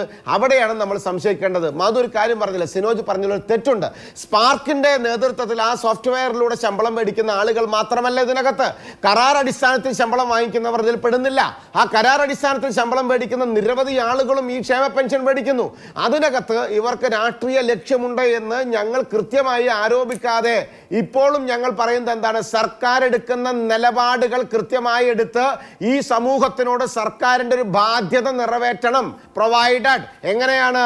ഇമ്മീഡിയറ്റ്ലി അവർക്കെതിരെ ആക്ഷൻ എടുത്ത് തൽക്കാലം സർവീസിൽ നിന്ന് മാറ്റിയെടുക്കാനുള്ള ഒരു തീരുമാനം ഒരു സർക്കാരിൻ്റെ മുഖ്യമന്ത്രിക്കോ അല്ലെങ്കിൽ അധികാരപ്പെട്ട വകുപ്പ് മന്ത്രിക്കോ സാധിക്കുന്നില്ല എന്ന് പറഞ്ഞാൽ അവിടെ കുറ്റം ആരോപിക്കുന്നവരുടെ രാഷ്ട്രീയത്തെക്കുറിച്ച് കൊഞ്ഞനം കുത്തിയത് കൊണ്ട് സിനോജിന്റെ വ്യക്തിത്വത്തിന് ദോഷം വരുന്നു, അല്ലെങ്കിൽ അതിന്റെ രാഷ്ട്രീയ കാഴ്ചപ്പാടിന് ദോഷം വരുന്നു എന്നല്ലാതെ എന്താണ് അതിനകത്ത് പറയേണ്ടത്? ഞങ്ങൾ പറയുന്ന കാര്യങ്ങൾ വളരെ കൃത്യമായി തന്നെ പറയുന്നു. പിന്നെ കേന്ദ്രം പറഞ്ഞൊരു വിഷയത്തെക്കുറിച്ച് മാധു എന്റെ അടുത്ത് ചോദിച്ച ഒരു വിഷയമുണ്ട്. ഞാൻ അതിന്റെ അഫിഡവിറ്റ് തപ്പിക്കൊണ്ടിരിക്കുകയായിരുന്നു. 13,608 കോടി രൂപ കൊടുത്ത സമയത്ത് കപിൽ സിബൽ ഇവർക്ക് വേണ്ടി വാദിച്ച സമയത്ത് ഇവർ കൊടുത്ത അഫിഡവിറ്റിന്റെ ഡീറ്റെയിൽ അടക്കമുള്ള കാര്യങ്ങൾ 13,608 കോടി രൂപ ഇമ്മീഡിയറ്റ് കടാശ്വാസമായിട്ട് ഇവർക്ക് കൊടുത്ത കാര്യങ്ങൾ, അതിന്റെ റിസർവ് ബാങ്ക് കൊടുത്ത ഡീറ്റെയിൽസുകൾ എല്ലാം നമുക്ക് പരിശോധിക്കാം. അതിനുശേഷം നടക്കുന്ന ഓരോ കാര്യങ്ങൾക്കും നാളെ ചർച്ച വെക്കുകയാണെങ്കിൽ നിങ്ങൾ കൊടുത്ത കേന്ദ്ര സർക്കാരിന്റെ മറുപടിയും നിങ്ങൾ കൊടുത്ത അഫിഡവിറ്റും നിങ്ങളുടെ വക്കീൽ വാദിച്ച വാദവും എന്തായിരുന്നുവെന്നും ഇന്ന് സനോജ് പറഞ്ഞ കാര്യങ്ങൾ എന്തായിരുന്നുവെന്നും പരിശോധിച്ചാൽ ബഹുമാനായ സനോജെ, അങ്ങയുടെ രാഷ്ട്രീയമാണ് അവിടെ തുറന്നു കാണിക്കുക. ഞങ്ങൾ ഇവിടെ ചർച്ചയിൽ ബഹുമാനായ മാതൃഭൂമി അടക്കം ഈ ചർച്ചയിൽ പറഞ്ഞത് കള്ളനാണയങ്ങളെ പുറത്തു കൊണ്ടുവരുന്നതിൽ എന്തിനാണ് ഇത്ര സമയമെന്നാണ് ചോദിച്ചത്. ആ കള്ളനാണയങ്ങളെ പുറത്തു കൊണ്ടുവരുന്നത് എന്തിനാണ് സമയമെന്ന് ചോദിക്കുമ്പോൾ അതിൽ നിങ്ങളുടെ രാഷ്ട്രീയമാണ് എന്ന് കണ്ടെത്തുന്ന സിനോജിന്റെ ആ രാഷ്ട്രീയ കുബുദ്ധി ഉണ്ടല്ലോ, അത് ജനങ്ങൾ വിലയിരുത്തട്ടെ. അത് സിനോജിന്റെ രാഷ്ട്രീയത്തിന് ദോഷേ ഉണ്ടാവുള്ളൂ എന്ന് മാത്രമാണ് എനിക്ക്. ഇടവേള. തിരികെ സ്വാഗതം ചർച്ചയിലേക്ക്. ശ്രീ വി കെ സനോജ്, ഇപ്പോൾ അങ്ങ് തന്നെ വലിയ ആത്മവിശ്വാസത്തോടെ പറയുന്നുണ്ട് ഒരാളും ഈ പറയുന്ന 1458 പേർ സർക്കാർ ഉദ്യോഗസ്ഥരോ അല്ലെങ്കിൽ അനർഹരായി പട്ടികയിൽ കടന്നുകൂടിയവരോ അവർക്ക് കുട പിടിച്ചു കൊടുത്ത അഴിമതിക്കാരായ സർക്കാർ ഉദ്യോഗസ്ഥരോ ആരും ശിക്ഷിക്കപ്പെടാതെ പോകില്ല എന്നുള്ളത്. ഈ അന്വേഷണത്തിന് ഒരു കാലാവധി തീരുമാനിക്കണമല്ലോ. കാരണം ഇപ്പോൾ 2 വർഷം എടുത്തിട്ടാണ് നമ്മൾ പ്രാഥമികമായ പരിശോധന നടത്തി ഒരു ഉറപ്പുമില്ലാത്ത ഒരു ലിസ്റ്റ് പുറത്തുവിട്ടിരിക്കുന്നത്. അതിൽ കൂടുതൽ പരിശോധന വേണം എന്നാണ് നമ്മളുടെ ഇപ്പോഴത്തെയും നിലപാട്. അപ്പോൾ പരിശോധന നടത്തി 2 വർഷമായിട്ട് എന്നങ്ങ് പറഞ്ഞുകൊണ്ടാണ് ഞാനിത് പറഞ്ഞത്. അപ്പോൾ ഇനിയും ഏതാണ്ട് ഒരു 2 വർഷക്കാലമെങ്കിലും എടുക്കുമോ കൂടുതൽ വിപുലമായ പരിശോധനയ്ക്ക്? അത് പറയേണ്ടതാണ് ഞാനല്ല.